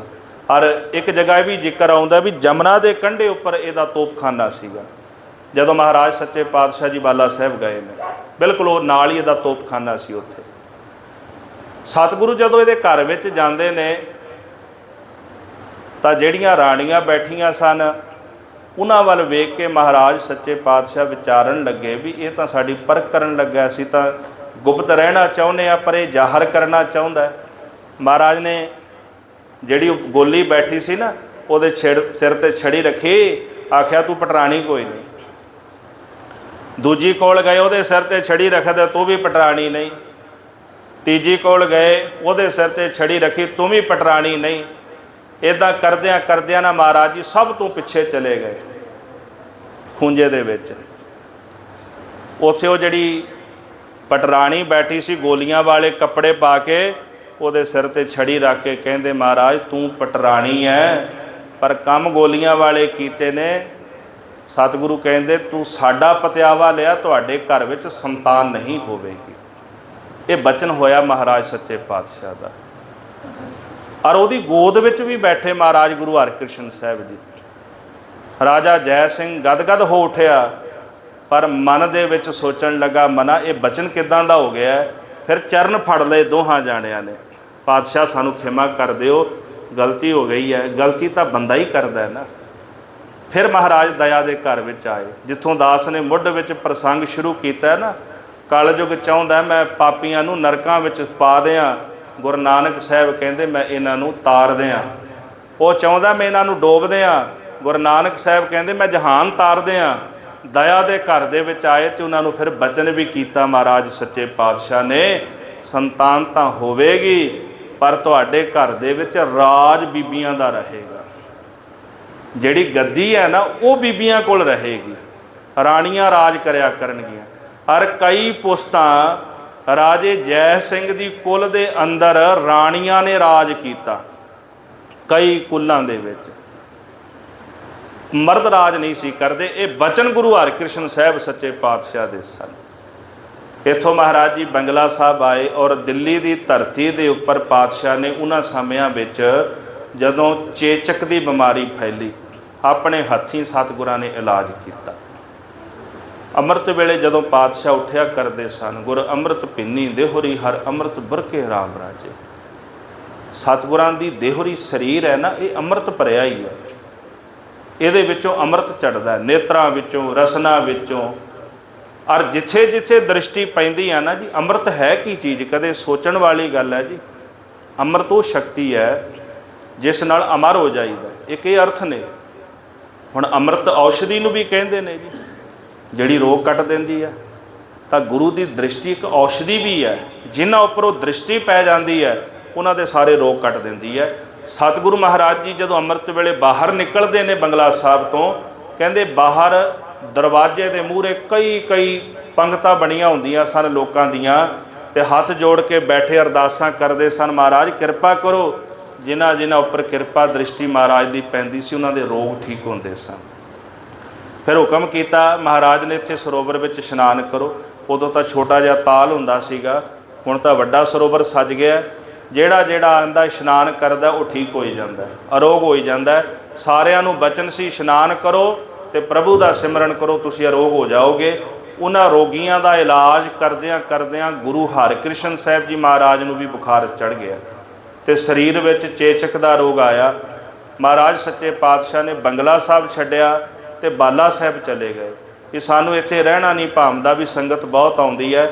ਬਾਹਰ ਜਾ ਕੇ ਜਮਨਾ ਦੇ ਕੰਢੇ ਤੇ ਮਹਾਰਾਜ ਨੇ ਆਪਣਾ ਨਿਵਾਸ ਕੀਤਾ ਤੇ ਸਾਧ ਸੰਗਤ ਜੀ, ਸਤਿਗੁਰੂ ਸੱਚੇ ਪਾਤਸ਼ਾਹ ਨੇ ਸਿੱਖਾਂ ਨੂੰ ਹੁਕਮ ਕੀਤਾ ਵੀ ਕੋਈ ਸਾਡੇ ਕੋਲ ਨਾ ਆਵੇ। ਕੇਵਲ ਕੁਝ ਗਿਣਤੀ ਦੇ ਸਿੱਖ ਮਹਾਰਾਜ ਸੱਚੇ ਪਾਤਸ਼ਾਹ ਕੋਲ ਰਹਿੰਦੇ ਨੇ। ਮਾਤਾ ਸੁਲੱਖਣੀ ਜੀ ਉਹ ਨਾਲ ਰਹਿੰਦੇ ਨੇ। ਤਾਂ ਇੱਕ ਦਿਨ ਸਤਿਗੁਰੂ ਸੱਚੇ ਪਾਤਸ਼ਾਹ ਨੇ ਆਗਿਆ ਕੀਤੀ ਵੀ ਹੁਣ ਅਸੀਂ ਸੱਚਖੰਡ ਚੱਲੇ। ਗੁਰਸਿੱਖਾਂ ਨੇ ਹੱਥ ਜੋੜ ਕੇ ਅਰਦਾਸ ਕੀਤੀ। ਦਿੱਲੀ ਦਾ ਇੱਕ ਸਿੱਖ ਸੀ ਭਾਈ ਗੁਰਬਖਸ਼ ਮੱਲ, ਜਿਹੜਾ ਉੱਥੋਂ ਦਾ ਮਸੰਦ ਸੀਗਾ, ਮੂਹਰੇ ਹੋ ਕੇ ਅਰਦਾਸ ਕਰਦਾ, ਪਾਤਸ਼ਾਹ ਜਿਹੜੀ ਮਰਿਆਦਾ ਗੁਰੂ ਨਾਨਕ ਸਾਹਿਬ ਨੇ ਚਲਾਈ ਹੈ, ਆਪਣੇ ਤੋਂ ਬਾਅਦ ਆਪਣੇ ਹੱਥੀਂ ਗੱਦੀ ਦੇ ਕੇ ਗੁਰੂ ਅੰਗਦ ਦੇਵ ਜੀ ਨੂੰ ਥਾਪ ਕੇ ਗਏ ਸਨ, ਕਿਰਪਾ ਕਰੋ ਉਹ ਮਰਿਆਦਾ ਪੂਰੀ ਕਰ ਦਿਓ। ਮਹਾਰਾਜ ਨੇ 5 ਪੈਸੇ ਨਾਰੀਅਲ ਮੰਗਾ ਕੇ ਥਾਲ ਹੱਥ ਵਿੱਚ ਰੱਖਿਆ ਤੇ ਸਤਿਗੁਰੂ ਜੀ ਲੰਮਾ ਪਏ ਸਨ, ਕਿਉਂਕਿ ਸਰੀਰ ਉੱਪਰ ਉਹ ਫਲੂਏ ਜਿਹੜੇ ਜਿਹਨੂੰ ਛਾਲੇ ਕਹਿੰਦੇ ਆ ਉਹ ਭਰ ਗਿਆ ਸੀ ਸਾਰਾ ਸਰੀਰ ਮਹਾਰਾਜ ਜੀ ਦਾ। ਤਾਂ ਥਾਲ ਹੱਥ ਵਿੱਚ ਰੱਖ ਕੇ ਤੇ ਉਹ 3 ਵਾਰੀ ਪਰਿਕਰਮਾ ਕਰਕੇ ਗੁਰੂ ਸਾਹਿਬ ਨੇ ਹੱਥ ਜੋੜ ਕੇ ਨਮਸਕਾਰ ਕੀਤੀ। ਬਾਬਾ ਵਸਹਿ ਜੇ ਗ੍ਰਾਮ ਬਕਾਲੇ, ਬਨ ਗੁਰ ਸੰਗਤ ਸਕਲ ਸੰਭਾਲੇ, ਕਿ ਬਾਬਾ ਜੀ ਗ੍ਰਾਮ ਬਕਾਲੇ ਵਸਦੇ ਨੇ। ਇਸ ਤੋਂ ਬਾਅਦ ਭਾਈ ਗੁਰਬਖਸ਼ ਮੱਲ ਸੋਚੀ ਪੈ ਗਏ ਵੀ ਹੁਣ ਜ਼ਿਕਰ ਕਿਹਨਾਂ ਦਾ ਕੀਤਾ। ਮਾਤਾ ਸੁਲੱਖਣੀ ਜੀ ਕਹਿਣ ਭਾਈ ਗੁਰਬਖਸ਼ ਮੱਲ ਜੀ ਨੂੰ ਵੀ ਤੁਸੀਂ ਮਹਾਰਾਜ ਨੂੰ ਪੁੱਛੋ ਮਹਾਰਾਜ ਗੱਦੀ ਕਿਹਨੂੰ ਦਿੱਤੀ ਹੈ। ਪਰ ਭਾਈ ਗੁਰਬਖਸ਼ ਮੱਲ ਦਾ ਹੀਆ ਨਾ ਪਵੇ ਕਿ ਮਹਾਰਾਜ ਨੂੰ ਉਹ ਪੁੱਛ ਲੈਣ ਮਹਾਰਾਜ ਗੱਦੀ ਤੁਸੀਂ ਕਿਹਨਾਂ ਨੂੰ ਦਿੱਤੀ ਹੈ। ਪਰ ਉੱਥੇ ਇਤਿਹਾਸਕਾਰ ਜ਼ਿਕਰ ਕਰਦੇ ਨੇ ਕਿ ਮਹਾਰਾਜ ਸੱਚੇ ਪਾਤਸ਼ਾਹ ਕੋਲ ਸਿੱਖ ਸਨ, ਉਹਨਾਂ ਸਿੱਖਾਂ ਨੂੰ ਗੁਰੂ ਸਾਹਿਬ ਜੀ ਨੇ ਗੁਰਤਾ ਗੱਦੀ ਦੀ ਜਿਹੜੀ ਸਮੱਗਰੀ ਸੀ ਉਹ ਦੇ ਕੇ ਪਾਤਸ਼ਾਹ ਨੇ ਇੱਧਰ ਬਾਬੇ ਬਕਾਲੇ ਦੀ ਧਰਤੀ ਤੇ ਭੇਜਿਆ। ਜਦੋਂ ਬਚਨ ਹੋਇਆ ਤੇ ਇੱਥੇ ਸੋਢੀ ਆ ਕੇ ਬਹਿ ਗਏ, 22 ਮੰਜੀਆਂ ਲੱਗ ਗਈਆਂ, ਗੁਰੂ ਬਣ ਕੇ ਬਹਿ ਗਏ। ਪਰ ਜਿਹੜੀ ਉਹ ਗੁਰਤਾ ਗੱਦੀ ਦੀ ਸਮੱਗਰੀ ਸੀ ਉਹ ਲੈ ਕਰਕੇ ਸਾਧ ਸੰਗਤ ਜੀ ਜਿਹੜੇ ਗੁਰਸਿੱਖ ਸਨ ਉਹ ਮਾਤਾ ਨਾਨਕੀ ਜੀ ਦੇ ਕੋਲ ਪਹੁੰਚ ਗਏ। ਮਾਤਾ ਜੀ ਨੇ ਬੜੀ ਬੇਨਤੀ ਕੀਤੀ ਗੁਰੂ ਸਾਹਿਬ ਜੀ ਨੂੰ। ਪਾਤਸ਼ਾਹ ਕਹਿੰਦੇ ਮਾਤਾ ਜੀ ਅਸੀਂ ਬਾਹਰ ਜ਼ਾਹਰ ਨਹੀਂ ਹੋਣਾ। ਫਿਰ ਮਾਤਾ ਜੀ ਨੇ ਭਾਈ ਗੜੀਆ ਜੀ ਨੂੰ ਸੱਦਿਆ। ਇੱਕ ਸਿੱਖ ਗੁਰੂ ਅਮਰਦਾਸ ਸਾਹਿਬ ਜੀ ਦੇ ਪਰਿਵਾਰ ਵਿੱਚੋਂ ਗੋਇੰਦਵਾਲ ਸਾਹਿਬ ਤੋਂ ਸੱਦਿਆ। ਉਹਨਾਂ ਨੂੰ ਸੱਦ ਕੇ ਜਦੋਂ 5 ਸਿੱਖ ਹੋਏ ਉਹਨਾਂ ਅਰਦਾਸ ਕੀਤੀ। ਫਿਰ ਮਹਾਰਾਜ ਨੇ ਗੁਰਤਾ ਗੱਦੀ ਦੀ ਸਮੱਗਰੀ ਜਿਹੜੀ ਕਬੂਲੀ, ਪਰ ਬਾਹਰ ਪ੍ਰਗਟ ਨਹੀਂ ਹੋਏ। ਉਸ ਤੋਂ ਬਾਅਦ ਫਿਰ ਭਾਈ ਮੱਖਣ ਸ਼ਾਹ ਨੇ ਆ ਕੇ ਸਤਿਗੁਰਾਂ ਨੂੰ ਪ੍ਰਗਟ ਕੀਤਾ। ਉਹਨਾਂ ਨੂੰ ਵੀ ਨਹੀਂ ਸੀ ਪਤਾ ਕਿ ਗੁਰੂ ਹਰਿਕ੍ਰਿਸ਼ਨ ਸਾਹਿਬ ਸੱਚਖੰਡ ਚਲੇ ਗਏ ਨੇ। ਦਿੱਲੀ ਤੋਂ ਪਤਾ ਲੱਗਿਆ ਤਾਂ ਗੱਲ ਬੁਝਾਰਤ ਦੀ ਸੀ। ਤਾਂ ਜਿਹੜੀ ਇਹ ਮੁਦਾਵਣੀ ਸਤਿਗੁਰ ਪਾਈ ਸਿੱਖਾਂ ਲੱਧੀ ਭਾਲ, ਮੁਦਾਵਣੀ ਬੁਝਾਰਤ ਨੂੰ ਵੀ ਕਹਿੰਦੇ ਨੇ, ਵੈਸੇ ਤਾਂ ਬੜੇ ਦੇ ਅਰਥ ਨੇ। ਮੁਦਾਵਣੀ ਬੁਝਾਰਤ ਨੂੰ ਵੀ ਕਹਿੰਦੇ। ਜਿਹੜੀ ਬੁਝਾਰਤ ਮਹਾਰਾਜ ਪਾ ਕੇ ਗਏ ਨਾ ਸਿੱਖਾਂ ਵਾਸਤੇ, ਤੇ ਭਾਈ ਮੱਖਣ ਸ਼ਾਹ ਨੇ ਫਿਰ ਉਹ ਬੁਝਾਰਤ ਖੋਲ੍ਹ ਲਈ। ਬਾਬੇ ਬਕਾਲੇ ਦੀ ਧਰਤੀ ਤੇ ਆ ਕੇ ਮਹਾਰਾਜ ਸੱਚੇ ਪਾਤਸ਼ਾਹ ਨੂੰ ਪ੍ਰਗਟ ਕੀਤਾ। ਗੁਰ ਲਾਧੋ ਰੇ, ਗੁਰ ਲਾਧੋ ਰੇ। ਸਾਰੀ ਸੰਗਤ ਨੂੰ ਆਖਿਆ ਭਾਈ ਸੱਚਾ ਗੁਰੂ ਤਾਂ ਇੱਧਰ ਹੈ, ਕਿੱਥੇ ਦੰਭੀਆਂ ਪਖੰਡੀਆਂ ਦੇ ਕੋਲ ਭਟਕਦੇ ਫਿਰਦੇ। ਉੱਥੋਂ ਮਹਾਰਾਜ ਗੁਰੂ ਤੇਗ ਬਹਾਦਰ ਸਾਹਿਬ ਜੀ ਪ੍ਰਗਟ ਹੋਏ। ਇੱਧਰ ਸਤਿਗੁਰੂ ਸੱਚੇ ਪਾਤਸ਼ਾਹ ਗੁਰੂ ਹਰਿਕ੍ਰਿਸ਼ਨ ਸਾਹਿਬ ਜੀ 9 ਸਾਲ ਦੀ ਆਯੂ 7 ਮਹੀਨੇ ਤੇ 29 ਦਿਨ ਸਤਿਗੁਰੂ ਜੀ ਸਰੀਰਕ ਤੌਰ ਤੇ ਇਸ ਜਗਤ ਦੇ ਵਿੱਚ ਰਹੇ। ਉਸ ਤੋਂ ਬਾਅਦ ਸਰੀਰ ਤਿਆਗ ਕੇ ਮਹਾਰਾਜ ਜੀ ਸੱਚਖੰਡ ਗਮਨ ਕਰ ਗਏ। ਜੋਤੀ ਜੋਤ ਰਲੀ ਸੰਪੂਰਨ ਥੀਆ ਰਾਮ। ਧੰਨ ਗੁਰੂ ਹਰਿਕ੍ਰਿਸ਼ਨ ਸਾਹਿਬ ਸੱਚੇ ਪਾਤਸ਼ਾਹ ਜਿਨ੍ਹਾਂ ਦੀ ਬਾਬਤ ਭਾਈ ਸੰਤੋਖ ਸਿੰਘ ਜੀ ਇੱਕ ਦੋਹਰਾ ਲਿਖ ਕੇ ਅਰਦਾਸ ਕਰਦੇ ਨੇ, ਸ੍ਰੀ ਸਤਿਗੁਰ ਹਰਿਕ੍ਰਿਸ਼ਨ ਜੀ ਦੇਹੋ ਗੁਰਮਤਿ ਉਪਜਾਏ। ਹੇ ਗੁਰੂ ਹਰਿਕ੍ਰਿਸ਼ਨ ਸਾਹਿਬ ਜੀ ਮਹਾਰਾਜ ਸਾਡੇ ਤੇ ਦਇਆ ਕਰੋ, ਸਾਡੇ ਅੰਦਰ ਗੁਰਮਤਿ ਦਾ ਪ੍ਰਕਾਸ਼ ਕਰੋ, ਗੁਰਮਤਿ ਨੂੰ ਪੈਦਾ ਕਰੋ। ਤੁਸੀਂ ਤਾਂ ਗੂੰਗਿਆਂ ਕੋਲੋਂ ਵੀ ਗੀਤਾ ਦੇ ਅਰਥ ਕਰਾ ਦਿੰਦੇ ਹੋ ਮਹਾਰਾਜ। ਔਰ ਵਿਕਾਰ ਕੋ ਪਰ ਹਰੋ, ਜਿਹੜੇ ਵਿਕਾਰ ਸਾਡੇ ਹਿਰਦੇ ਵਿੱਚ ਨੇ ਉਹਨਾਂ ਵਿਕਾਰਾਂ ਦਾ ਨਾਸ਼ ਕਰ ਦਿਓ। ਸਤਨਾਮ ਲਿਵ ਲਾਏ। ਸਾਡੀ ਜਿਹੜੀ ਲਿਵ ਟੁੱਟ ਗਈ ਹੈ, ਕਦੋਂ ਟੁੱਟੀ ਇਹ ਲਿਵ? ਜਦੋਂ ਮਾਤਾ ਦੇ ਉਦਰ ਤੋਂ ਸਾਡਾ ਜਨਮ ਹੋਇਆ। ਲਿਵ ਛੁੜਕੀ ਲੱਗੀ ਤ੍ਰਿਸ਼ਨਾ, ਇਹ ਲਿਵ ਜਿਹੜੀ ਟੁੱਟ ਗਈ, ਮਾਇਆ ਦਾ ਹੁਕਮ ਵਰਤ ਗਿਆ, ਤ੍ਰਿਸ਼ਨਾ ਆ ਕੇ ਵਿਆਪ ਗਈ। ਮਹਾਰਾਜ ਜਿਹੜੀ ਲਿਵ ਟੁੱਟੀ ਸੀ ਨਾ, ਇਹ ਲਿਵ ਜੋੜਨ ਵਾਲੇ ਵੀ ਤੁਸੀਂ ਸੀ ਮਾਤਾ ਦੇ ਉਦਰ ਵਿੱਚ, ਤੇ ਕਿਰਪਾ ਕਰ ਦਿਓ ਜੇ ਪਾਤਸ਼ਾਹ ਉਦੋਂ ਲਿਵ ਟੁੱਟ ਗਈ ਤੇ ਕਿਰਪਾ ਕਰਕੇ ਹੁਣ ਲਿਵ ਸਾਡੀ ਜੋੜ ਦਿਓ। ਬਾਲ ਅਵਸਥਾ ਗਿਆਨ ਘਨ ਬਿਗਨ ਵਿਨਾਸ਼ ਵਿਸਾਲ, ਚਰਨ ਸਰੋਜ ਕਰ ਨਮੋ ਸ੍ਰੀ ਹਰਿਕ੍ਰਿਸ਼ਨ ਕਿਰਪਾਲ। ਭਾਈ ਸਾਹਿਬ ਜੀ ਕਹਿੰਦੇ ਨੇ ਅਵਸਥਾ ਬਾਲ, ਗਿਆਨ ਤੇ ਆਨੰਦ ਦਾ ਘਨ ਬੱਦਲ, ਬਿਗਨਾਂ ਨੂੰ ਨਾਸ਼ ਕਰਨ ਵਾਲੇ, ਕਿਰਪਾ ਦੇ ਘਰ ਗੁਰੂ ਹਰਿਕ੍ਰਿਸ਼ਨ ਸਾਹਿਬ ਦੇ ਪਾਵਨ ਪਵਿੱਤਰ ਚਰਨਾਂ ਕਬਲਾਂ ਤੇ ਮੈਂ ਬਾਰੰਬਾਰ ਨਮਸਕਾਰਾਂ ਕਰਦਾ। ਗੁਰੂ ਹਰਿਕ੍ਰਿਸ਼ਨ ਸਾਹਿਬ ਜੀ ਮਹਾਰਾਜ ਸਾਡੇ ਸਾਰਿਆਂ ਤੇ ਦਇਆ ਕਰਨ।